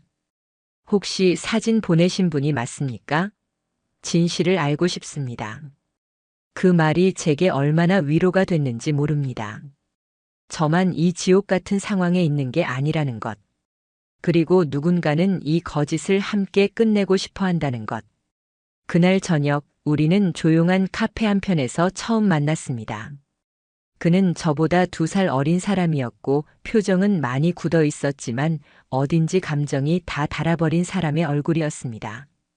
그 사진 진짜였네요. 예. 진짜입니다. 그는 고개를 숙인 채 한참을 침묵하다가 핸드폰을 꺼내 녹음 파일 하나를 들려주었습니다. 상간녀가 친구와 통화하며 웃으며 말하던 내용이었습니다. 요즘은 완전 투잡 뛰는 기분이야. 평일엔 땡땡 오빠랑 살고 주말엔 진짜 남편이랑 지내고. 진짜 결혼은 평일이 더 중요한 거 아냐? 이중 생활이 적성에 맞나 봐. 저는 손끝이 떨리는 걸 억누르며 들었습니다. 그 목소리가 익숙해서 더더욱 소름이 끼쳤습니다. 그는 조용히 제게 말했습니다. 이혼 생각 중입니다. 하지만 그 전에 이 여자와 당신 남편이 어떤 짓을 해왔는지 낱낱이 밝혀야겠죠. 그날 이후 우리는 공조를 시작했습니다. 서로 확보한 증거를 공유했고 상간녀와 제 남편의 일정표를 비교했습니다. 호텔 출입 내역, 카드 결제 내역, 대화 캡처, 그들이 함께 간 가족 행사 사진까지. 놀랍게도 그들은 서로의 배우자를 완전히 평일과 주말로 분리해두고 자신들의 생활을 설계해두고 있었습니다. 주말 서울 가족 역할 수행, 평일 땡땡시 커플처럼 데이트, 외박, 심지어 친구 부부 모임 참석. 그들은 서로가 유부남유부녀라는 사실조차 숨긴 채 둘 다 이혼 준비 중이라고 지인들에게 거짓말을 하며 새로운 시작을 준비 중이었던 겁니다. 저는 그와 함께 서울의 유명한 가사 전문 로펌에 공동 상담을 예약했습니다. 변호사는 자료를 하나하나 검토하며 곧바로 이렇게 말했습니다. 이건 단순한 외도가 아닙니다. 2사람은 공동의 목적 아래 각각의 가정을 기만하고 파괴한 행위입니다. 법적으로도 충분히 중대한 손해배상 청구가 가능합니다. 그 말이 끝나자마자 상간녀의 남편은 단호하게 말했습니다. 최대한 강하게 그리고 확실하게 처벌해 주십시오. 저 역시 망설이지 않았습니다. 합의는 없을 겁니다. 절대 넘어가지 않을 겁니다. 그 주 주말 남편이 평소처럼 집에 왔습니다. 그의 표정은 여느 때처럼 평온했고 딸과 웃으며 과일을 깎아 먹는 모습을 보며 저는 묘한 이질감을 느꼈습니다. 이 사람은 어떻게 이렇게 아무 일 없는 얼굴을 하고 있을 수 있을까? 저는 조용히 말했습니다. 다음 주엔 딸이 친구랑 여행 가기로 했대. 그러니까 그 주말엔 우리끼리 얘기 좀 해. 오랜만에. 남편은 조금 당황한 듯 고개를 끄덕였습니다. 응 그래. 그래야지. 우리도 그럴 시간 필요하지. 그 말 속에는 자신이 여전히 아내와 신뢰를 주고받는 위치에 있다는 착각이 담겨 있었습니다. 하지만 바로 다음 주 남편이 회사로 출근한 월요일 오전 10시, 이혼 및 상간 소송 서류가 동시에 접수되었습니다. 남편에게는 위자료 5천만 원 청구, 상간녀에게는 3천만 원 손해배상 청구, 아이 양육권은 전적으로 제게 귀속, 상간녀 남편 측도 별도 소송 진행. 그날 오후 남편에게서 전화가 왔습니다. 이게 뭐야? 갑자기 소송? 당신 지금 제정신이야? 그 순간 저는 그가 마지막까지 모든 걸 숨길 수 있다고 착각하고 있었다는 걸 알게 됐습니다. 지금이라도 솔직하게 말해. 그 여자랑 언제부터였어? 그는 아무 말도 하지 못했습니다. 그 사람 아이 생일에 왜 갔어? 그 집 가족 모임에 왜 참석했어? 당신 평일에 누구랑 살고 있었어? 그 질문 하나하나에 그는 점점 목소리를 낮췄고 결국 이렇게 말했습니다. 한순간의 실수였어. 근데 너무 커져버렸어. 내가 정리할게. 당신만 좀 넘어가 주면. 넘어가. 내 인생을 이 지경으로 만들어 놓고 이제 와서 그냥 넘어가자고. 그 순간 저는 확신했습니다. 이 사람은 지금도 제가 지켜줄 거라 믿고 있는 사람이구나. 바로 다음 날 상간녀의 남편이 그녀의 부모님에게 모든 사실을 알렸고 그 집은 말 그대로 난리가 났다는 연락이 왔습니다. 그녀의 아버지는 남편과의 통화에서 소리를 질렀다고 합니다. 너 같은 인간을 믿고 딸을 맡긴 내가 미친놈이지. 우리 집안은 끝났다. 다 끝났어. 그리고 저는 집안에서 남편이 주말마다 가져오던 다이어리 하나를 꺼내 들었습니다. 거기에는 출장 일자, 출장지, 심지어는 땡땡씨 생일, 땡땡 카페 예약 같은 상간녀와 관련된 일정이 빼곡하게 적혀 있었습니다. 마치 그는 자신의 이중 생활을 기념이라도 하듯 기록하고 있었던 겁니다. 그날 다이어리를 복사해 변호사에게 전달하며 저는 말했습니다. 이 사람 정말 완벽하게 거짓을 살았네요. 이젠 그 거짓을 제가 하나하나 벗겨낼 차례입니다. 남편은 처음엔 인정하지 않았습니다. 변호사를 통해 전달된 이혼 청구 소송, 위자료 청구 서류, 그리고 상간녀에게 보낸 손해배상 청구 소장을 받았을 때도 그는 여전히 현실을 부정하고 있었습니다. 저에게 이렇게 말했죠. 정말 여기까지 가야겠어? 딸한테도 상처될 텐데 그 말이 너무 뻔뻔하게 들렸습니다. 누가 우리 딸에게 상처를 준 건데요? 누가 10년 동안 가족을 두 개로 나눈 건데요? 저는 딱 한마디만 했습니다. 딸에게 상처 준 건 나 아니야. 당신이 아주 오랫동안 그렇게 만들어 온 거야. 변호사 사무실에서는 증거를 하나씩 정리하며 재판 준비에 들어갔습니다. 호텔 출입 CCTV, 카드 결제 내역, 카카오톡 대화 캡처, 다이어리 사본, 상간녀의 지인 진술까지 확보했습니다. 놀라운 건 그들이 단순한 불륜 관계가 아니었다는 점입니다. 동거 수준의 생활, 정기적인 모임 참석, 상간녀 자녀 돌봄 참여, 이혼 후 재혼 계획이라는 내용을 담은 문자까지 확보된 법원은 이 모든 증거를 받아들였습니다. 양측의 의견서 제출을 요구했고 본격적인 소송이 시작됐습니다. 남편 측은 처음엔 방어적으로 나왔습니다. 가정은 지키고 싶다. 한순간의 잘못이었다. 이혼은 과하다. 그러나 상간녀의 남편이 낸 소장과 그녀의 휴대폰에서 확보된 사진 영상 증거들이 겹치면서 그들의 입장은 점점 흔들리기 시작했습니다. 결정적으로 무너진 건 법원에 제출된 문자 내역 중 이 문장 한 줄이었습니다. 당신 딸이 우리 아이랑 친해지면 좋겠다. 이런 게 진짜 가족 같아. 이 문장을 본 판사는 재판 중간 이렇게 말했습니다. 이 관계는 단순한 외도를 넘었습니다. 혼외 관계를 기반으로 가정과 유사한 공동체를 꾸리려 한 것 자체가 혼인 파탄의 주된 사유이며 피해자에게 심각한 정신적 고통을 초래했습니다. 법정에서 저는 한마디도 울지 않았습니다. 흔들리지도 않았습니다. 그들을 바라보며 단지 이렇게 생각했죠. 이게 내가 만든 두 번째 가족의 결말이다. 판결은 명확했습니다. 이혼 청구 인용, 남편 측 책임 90%, 아내 10%로 인정. 양육권 및 친권 전부 아내에게 귀속 면접 교섭은 월 1회 제한 조건으로만 허용. 위자료 판결 남편에게 4천만 원, 상간녀에게 3천만 원, 정신적 고통 및 가정 파탄에 대한 책임 인정. 재산 분할 남편이 보유한 부동산 중 절반, 퇴직금 예상액 일부 선지급 명령, 혼인 중 아내가 기여한 재정적 책임 반영. 남편은 판결 직후 법정을 나와 복도에서 고개를 떨군 채 오랫동안 앉아 있었습니다. 그를 불쌍하다고 느낀 사람도 있었을지 모릅니다. 하지만 저는 단 한순간도 그를 동정하지 않았습니다. 이건 벌이 아니고 대가일 뿐이니까요. 그가 선택한 거짓의 끝을 이제서야 마주한 것뿐이니까요. 상간녀는 더 처참했습니다. 그녀의 남편은 이혼과 동시에 자녀 양육권을 가져갔고 상간녀는 직장에 소문이 퍼지며 직위 해제를 당했습니다. 그녀는 소송 중 사랑이라는 감정이 있었다고 항변했지만 판사는 이렇게 말했습니다. 사랑이라는 단어는 남의 가정을 파괴할 면죄부가 되지 않습니다. 정당하지 않은 관계에서 오는 감정은 법적으로도 인정받을 수 없습니다.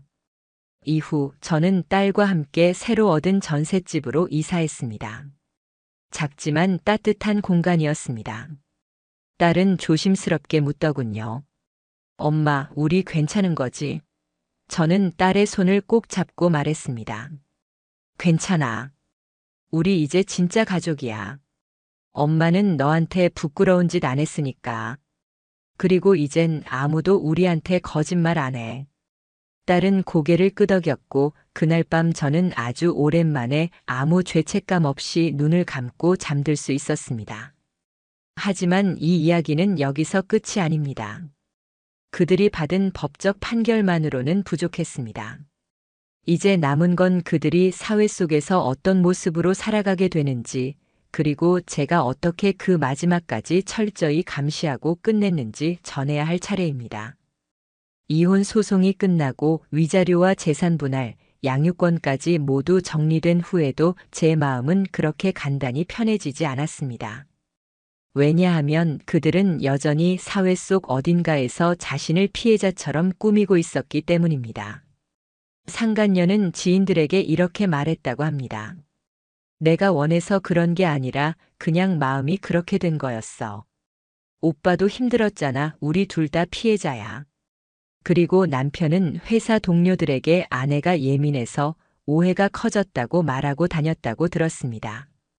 그 순간 저는 깨달았습니다. 이 사람들 마지막까지도 진실을 피해가는구나.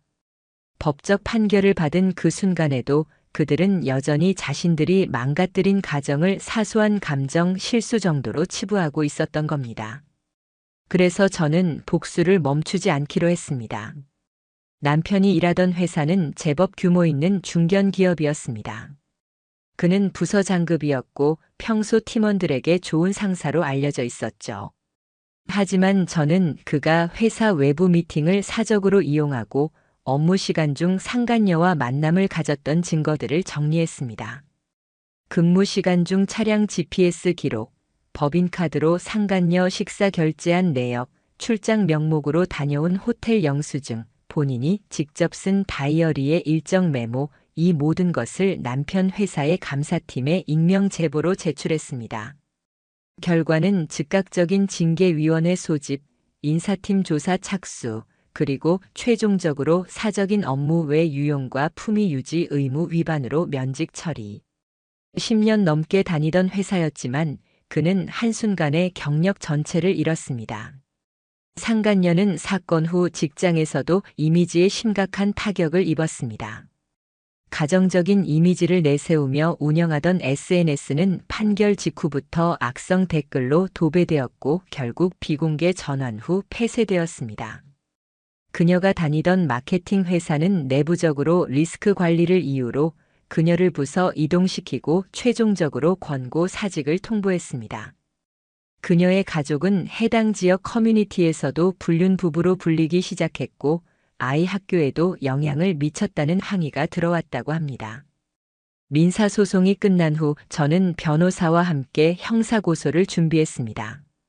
사유는 다음과 같습니다. 주거침입, 상간녀가 제 가족의 공간에 지속적으로 출입한 사실. 개인정보 도용, 딸의 학교에 상간녀가 대리 보호자로 연락처를 남긴 정황. 허위 진단서 작성 공모, 남편이 상간녀와 함께 꾸민 이혼 전략 문건 제출. 그 결과 경찰은 수사에 착수했고 상간녀는 1차 조사를 받은 후 자신의 휴대폰 제출을 거부하며 진술을 바꿨습니다. 하지만 이미 제출된 증거가 명확했기에 검찰은 기소 의견 송치 결정을 내렸습니다. 그들은 법정에서 또다시 서게 될 겁니다. 이제는 민사도 아닌 형사 피의자로서. 남편은 친척 집을 전전하며 살다가 결국 원룸에 혼자 들어간 상태입니다. 취직도 쉽지 않았습니다. 면직 사유가 불명예 퇴사로 기록됐고 소송 중인 사실이 이력서로 드러나면서 면접마다 떨어졌다는 소문이 돌았습니다.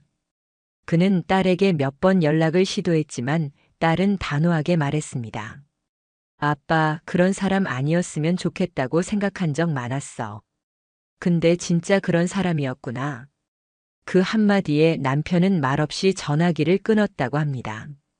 상간녀는 지금 정신과 치료를 받으며 우울증 진단을 받아 친정집에 머물고 있다는 이야기가 돌고 있습니다. 그녀의 남편은 이혼 후 아이를 전적으로 데리고 살며 절대 그녀와 연락하지 않겠다는 약속을 법적으로 명문화했습니다. 이 모든 복수를 끝낸 지금 저는 새로 이사한 집에서 딸과 함께 살고 있습니다. 요즘은 아침마다 둘이 커피를 내리고 주말이면 시장에 같이 가서 장을 봅니다. 무엇보다 좋은 건 이제는 거짓이 없는 집에서 숨쉬고 있다는 것. 전에는 늘 눈치를 보며 살았고 의심조차 죄책감이 따랐습니다. 하지만 지금은 제 삶을 제가 책임지고 제 딸을 제가 온전히 지킬 수 있다는 확신이 있습니다. 그리고 그 모든 복수와 정리 끝에 제가 배운 건 단 하나입니다. 가정을 지키는 건 참는 사람이 아닙니다. 진실을 바로잡는 사람이 가정을 지킵니다. 결혼 14년 차 저는 서울에 있는 대형 병원에서 간호팀장으로 일하고 있었습니다. 야간 근무와 당직이 많아 고된 일이었지만 저는 그 일에 자부심을 느끼며 살고 있었죠. 제 남편은 공무원입니다. 지방 세무서에서 20년 넘게 근무해온 말하자면 전형적인 성실한 가장이었죠. 고지식하고 원칙적인 성격이 때론 답답하게 느껴지기도 했지만 저런 사람이니까 내 옆에 있어도 불안하지 않다 그렇게 생각하며 살아왔습니다. 저희 부부는 각자의 직장이 있는 지역에서 따로 거주했습니다. 저는 서울에서 남편은 근무지 근처의 관사에서 평일을 보냈죠. 주말마다 남편이 서울로 올라오는 형태였습니다. 이른바 주말 부부였죠. 주말 부부가 된 지 5년이 넘었지만 전혀 불만이 없었습니다. 서로가 각자의 일을 존중했고 주말마다의 재회는 우리에게 오히려 애틋함을 주었으니까요. 하지만 지금 돌아보면 그 애틋함이라는 감정조차도 혼자만의 착각이었을지 모르겠습니다. 그날도 평소처럼 남편이 서울 집으로 올라온 날이었습니다. 딱히 특별한 날은 아니었고 그저 집에 와서 밥 먹고 빨래 돌리고 그가 늘 하듯 거실에서 조용히 TV를 보며 하루를 마무리하던 밤이었습니다. 저는 평소보다 일찍 잠자리에 들었습니다. 다음 날 오전 회진 준비가 있어 알람을 맞추고 잠든 시간이 밤 10시 조금 넘었을 무렵이었죠.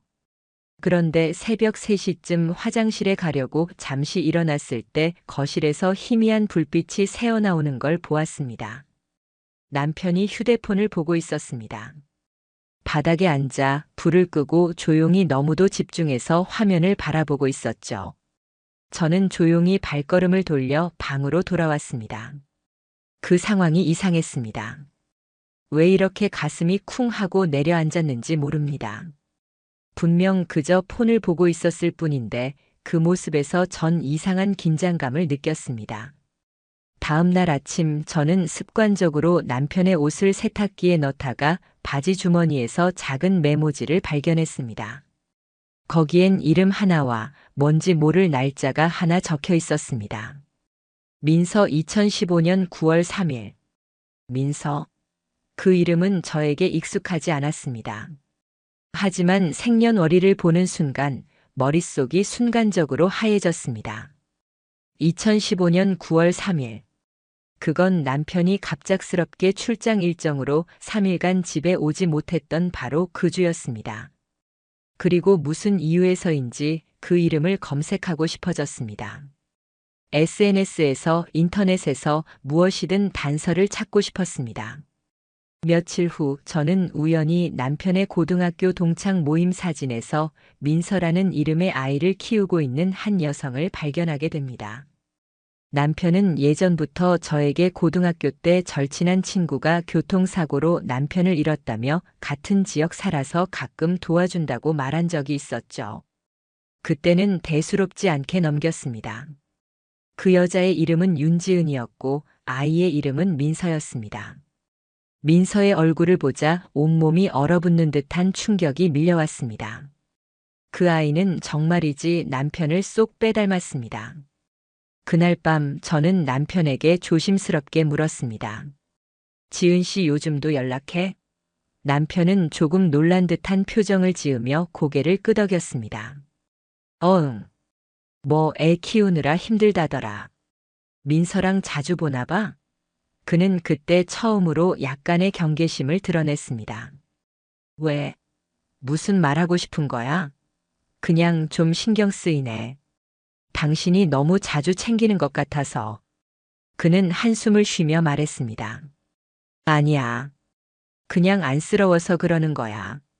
아무도 없는 여자 혼자 얼마나 힘들겠어. 저는 그 말을 들으며 고개를 끄덕였지만 속으로는 무언가 확실히 이상하다는 감각이 더 깊어졌습니다.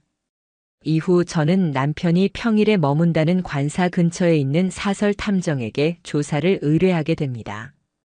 처음엔 저 스스로도 내가 너무 과민 반응하는 걸까? 불쌍한 사람을 괜히 의심하는 걸까? 수없이 되뇌며 망설였습니다. 하지만 조사 결과는 제가 상상한 그 이상이었습니다. 남편은 관사가 아닌 윤지은의 집에서 평일 대부분의 시간을 함께 보내고 있었고 마트, 병원, 학교 상담까지도 민서와 함께 동행하면 가족처럼 생활하고 있었습니다. 단순히 도와주는 정도가 아니었습니다. 사진 속의 그는 그냥 민서의 아버지처럼 행동하고 있었습니다. 그리고 그 모습은 오히려 제 옆에 있을 때보다 더 자연스러워 보였습니다. 그날 탐정에게 받은 사진들을 펼쳐보다 제 눈에 띄는 사진 한 장이 있었습니다. 아이의 생일 파티 사진이었는데 거기에는 케이크 앞에서 민서를 안고 환하게 웃는 남편의 모습이 있었습니다. 그리고 그의 옆에는 윤지은이 있었습니다. 그 두 사람의 표정을 본 순간 제 머릿속에서 무언가 딱 하고 끊어지는 소리가 들렸습니다. 저는 그제야 깨달았습니다. 이 사람 이미 두 번째 가족을 만들고 있었구나. 그날 밤 저는 남편의 책상 서랍에서 은행 명세서와 카드 내역을 전부 모아 검토했습니다. 그 안에는 지은 보험, 민서병원, 어린이집 정산이라는 이름으로 정기적으로 빠져나간 내역이 분명히 존재했습니다. 그리고 충격적인 건 3년 전 지은의 남편이 사망한 직후부터 남편 계좌에 알 수 없는 외부 입금 기록이 있다는 점이었습니다.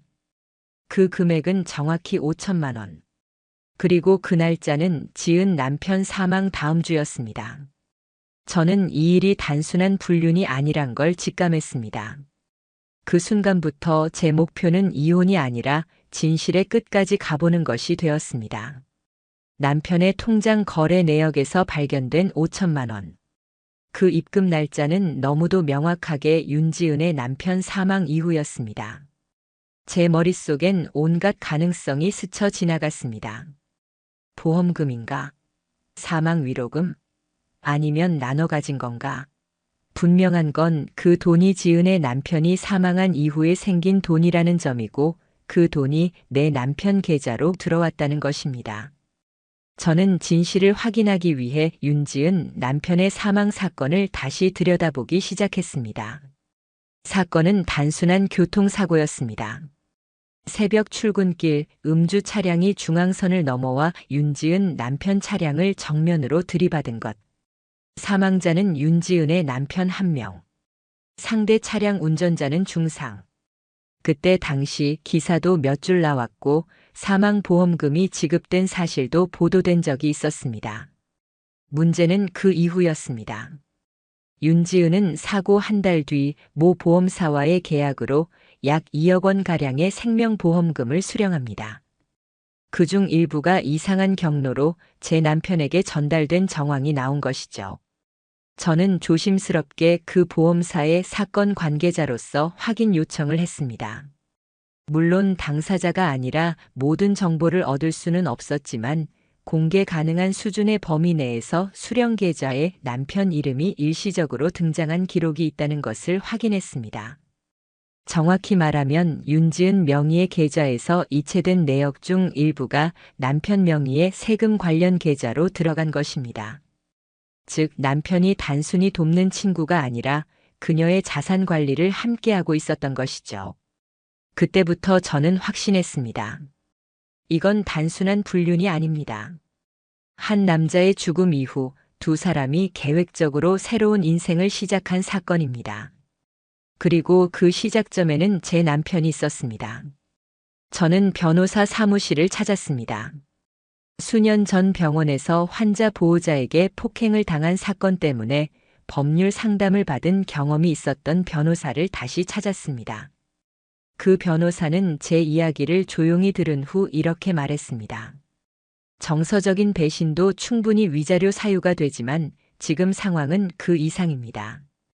금전 흐름, 동거 유사 가족 형태, 그리고 보험금 유입이 있다면 이건 형사건으로도 갈 수 있어요. 그리고 곧바로 자료를 정리하기 시작했습니다. 제가 확보한 자료는 다음과 같습니다. 통장 거래 내역 3년치, 지은 관련 출금 항목 9건, 남편이 쓴 보험금성 지출.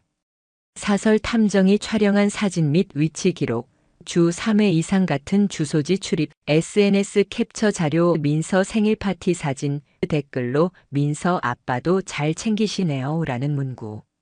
남편의 카카오톡 대화 백업 일부, 백업 파일에서 오늘 애기 데리러 간다. 지은이 몸 안 좋다 등 문자 다수 발견. 저는 다음으로 민서의 출생신고 기록을 확인하기 위해 법적 절차를 밟았습니다. 민서의 출생 기록에는 아버지란이 비어 있었습니다. 하지만 그 공백을 채운 건 사진 속 그 아이의 얼굴이었습니다. 정말로 제 남편과 너무나도 닮아 있었습니다. 그 눈, 코, 웃을 때 입모양까지 그 아이는 남편의 아이일 가능성이 높았습니다. 저는 결국 가정법원에 유전자 검사 요청 신청서를 접수했습니다.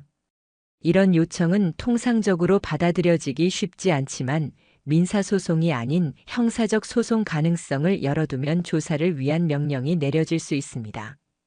그리고 며칠 뒤 법원은 제 신청을 받아들였고 검사 명령이 내려졌습니다. 남편은 그날 저녁 자신의 명의로 통보된 법원 서류를 받고 저에게 전화했습니다. 이게 뭐야? 내가 진짜 이렇게까지 할 줄은 몰랐어. 저는 그에게 조용히 말했습니다. 당신은 민서 아버지 맞지? 그래서 그렇게까지 했던 거잖아. 남편은 말이 없었습니다. 무려 21초 동안.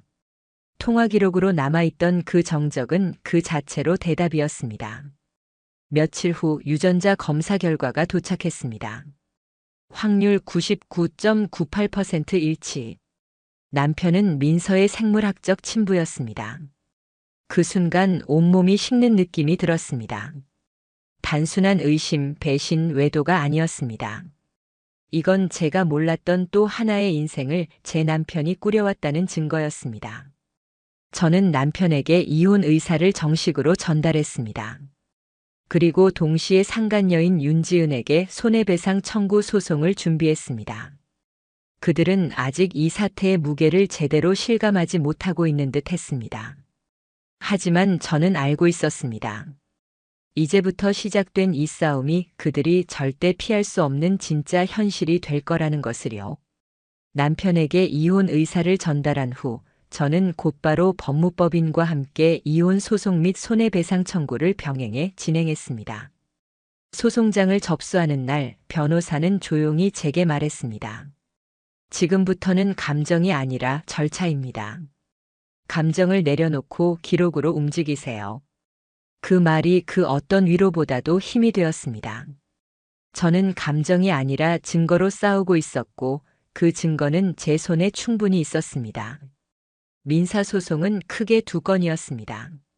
남편과의 이혼 및 재산 분할, 윤지은에 대한 위자료 청구.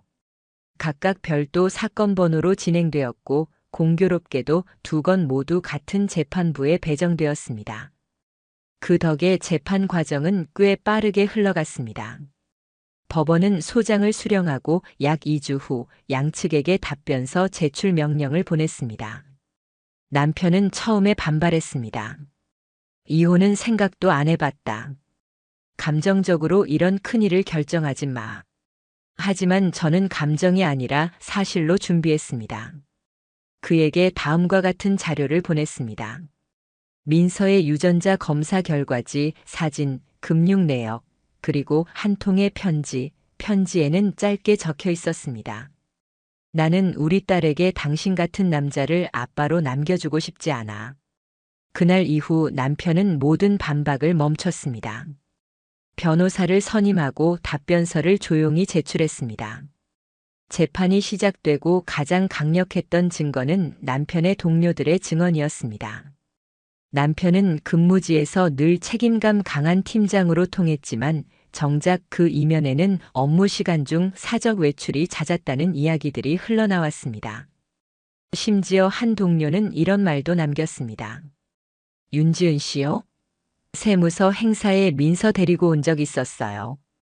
아이 돌잔치도 부서 사람 몇 명은 초대됐었고 그 말이 기록에 남겨졌을 때 저는 소름이 돋았습니다. 돌잔치.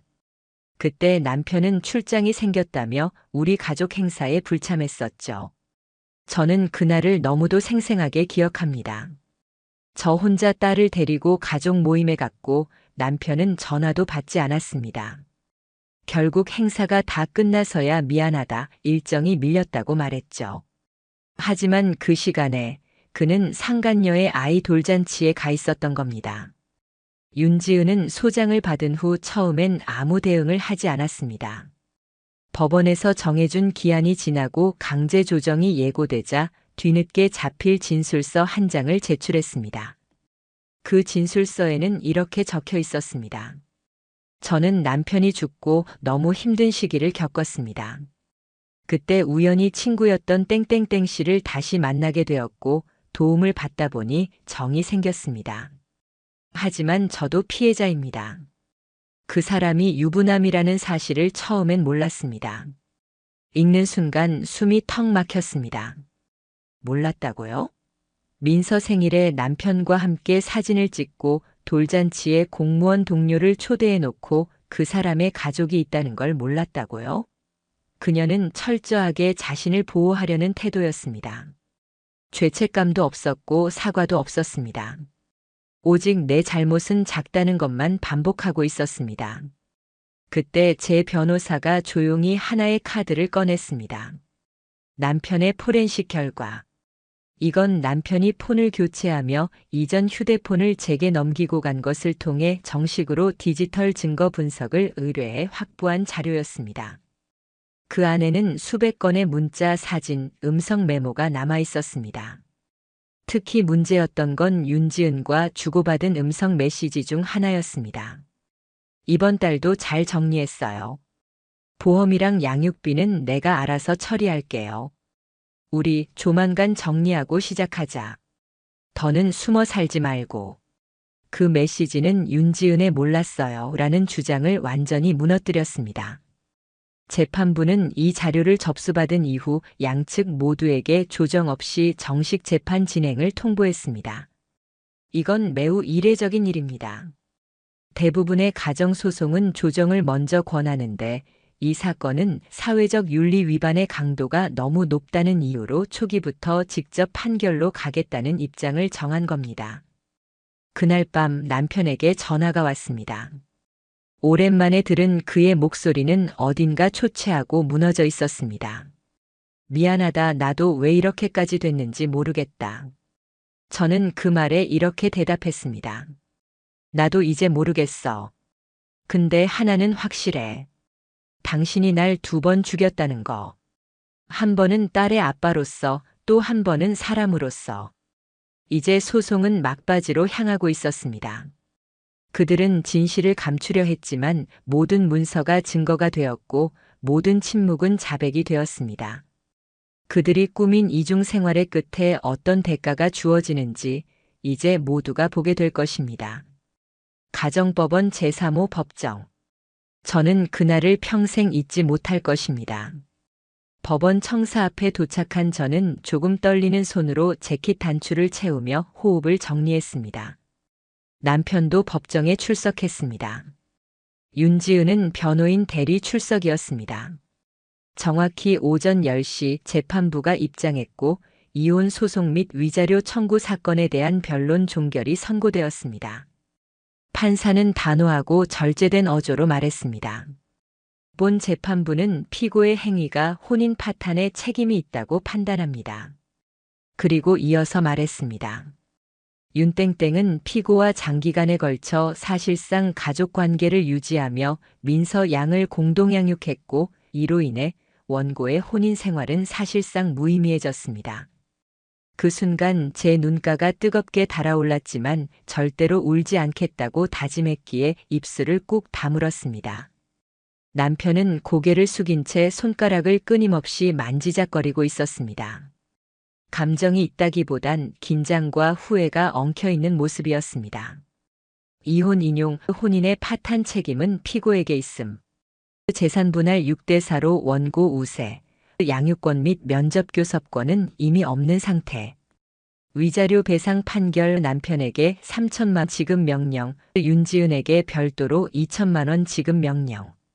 추가 명령 민서 양의 친자관계 정리 관련 민법상 혼인 외 출생자로 명시, 추후 민서의 유산 상속 관련하여 제 남편이 친권 주장 못하게 법적 제한 요청 가능. 판사는 마지막으로 이렇게 말했습니다. 이번 사건은 단순한 외도나 부정행위에 그치지 않습니다. 실질적으로 2개의 가정이 존재했고 이는 법적, 윤리적으로 용납될 수 없는 구조입니다. 판결이 끝나고 법정 밖 벤치에서 남편은 조심스럽게 다가와 조용히 말을 건넸습니다. 그래도 민서에겐 내가 필요해. 난 그 아이까지 버릴 수는 없었어. 저는 그 말을 들으며 정말 이상한 감정을 느꼈습니다. 화도 아니고 슬픔도 아니고 그저 지독한 거리감이었습니다. 그래. 근데 그 아이를 지킬 수 있었으면 너도 내 가족은 지켰어야 했어. 그가 그 말을 이해했을지는 모르겠습니다. 하지만 저는 거기서 완전히 그 사람과의 정을 끊었습니다. 윤지은은 판결 직후 판결문을 수령한 다음 날 위자료 납부에 대한 이의 신청을 제출했습니다. 그녀는 여전히 자신은 감정적으로 휘말린 피해자라는 프레임을 유지하고 있었고 남편에게 혼인관계 정리가 완료된 상태로 알고 있었다고 주장했습니다. 하지만 판사는 이의 신청을 기각했습니다. 그 이유는 다음과 같습니다.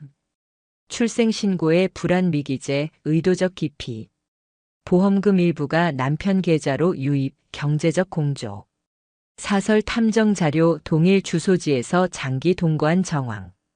판결문 마지막 문장은 이제껏 제가 겪은 고통에 대한 사회적 정의의 작은 답변 같았습니다.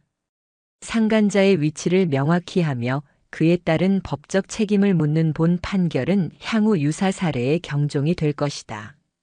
남편은 이 사건 이후 공무원 품위 유지 의무 위반으로 감찰 조사를 받았습니다. 특히 문제였던 건 업무 시간 중 외출 및 사적 용무가 반복된 정황이었고 이에 따라 결국 파면 처분이 내려졌습니다. 연금 일부가 삭감되었고 향후 5년간 공공기관 취업 제한 명령이 함께 내려졌습니다. 공직자로서의 커리어는 사실상 끝이 난 것입니다. 윤지은은 이후 남편에게 민서의 친권을 공동 등록해달라고 요청했습니다. 그에 따라 가정법원에 별도 소송을 제기했죠. 하지만 남편은 이미 여러 사건으로 공직에서 파면된 상태였고 생활 기반 자체가 무너진 상황이었습니다. 결국 그 요청은 경제적 능력과 도덕성 부족이라는 이유로 기각됐습니다.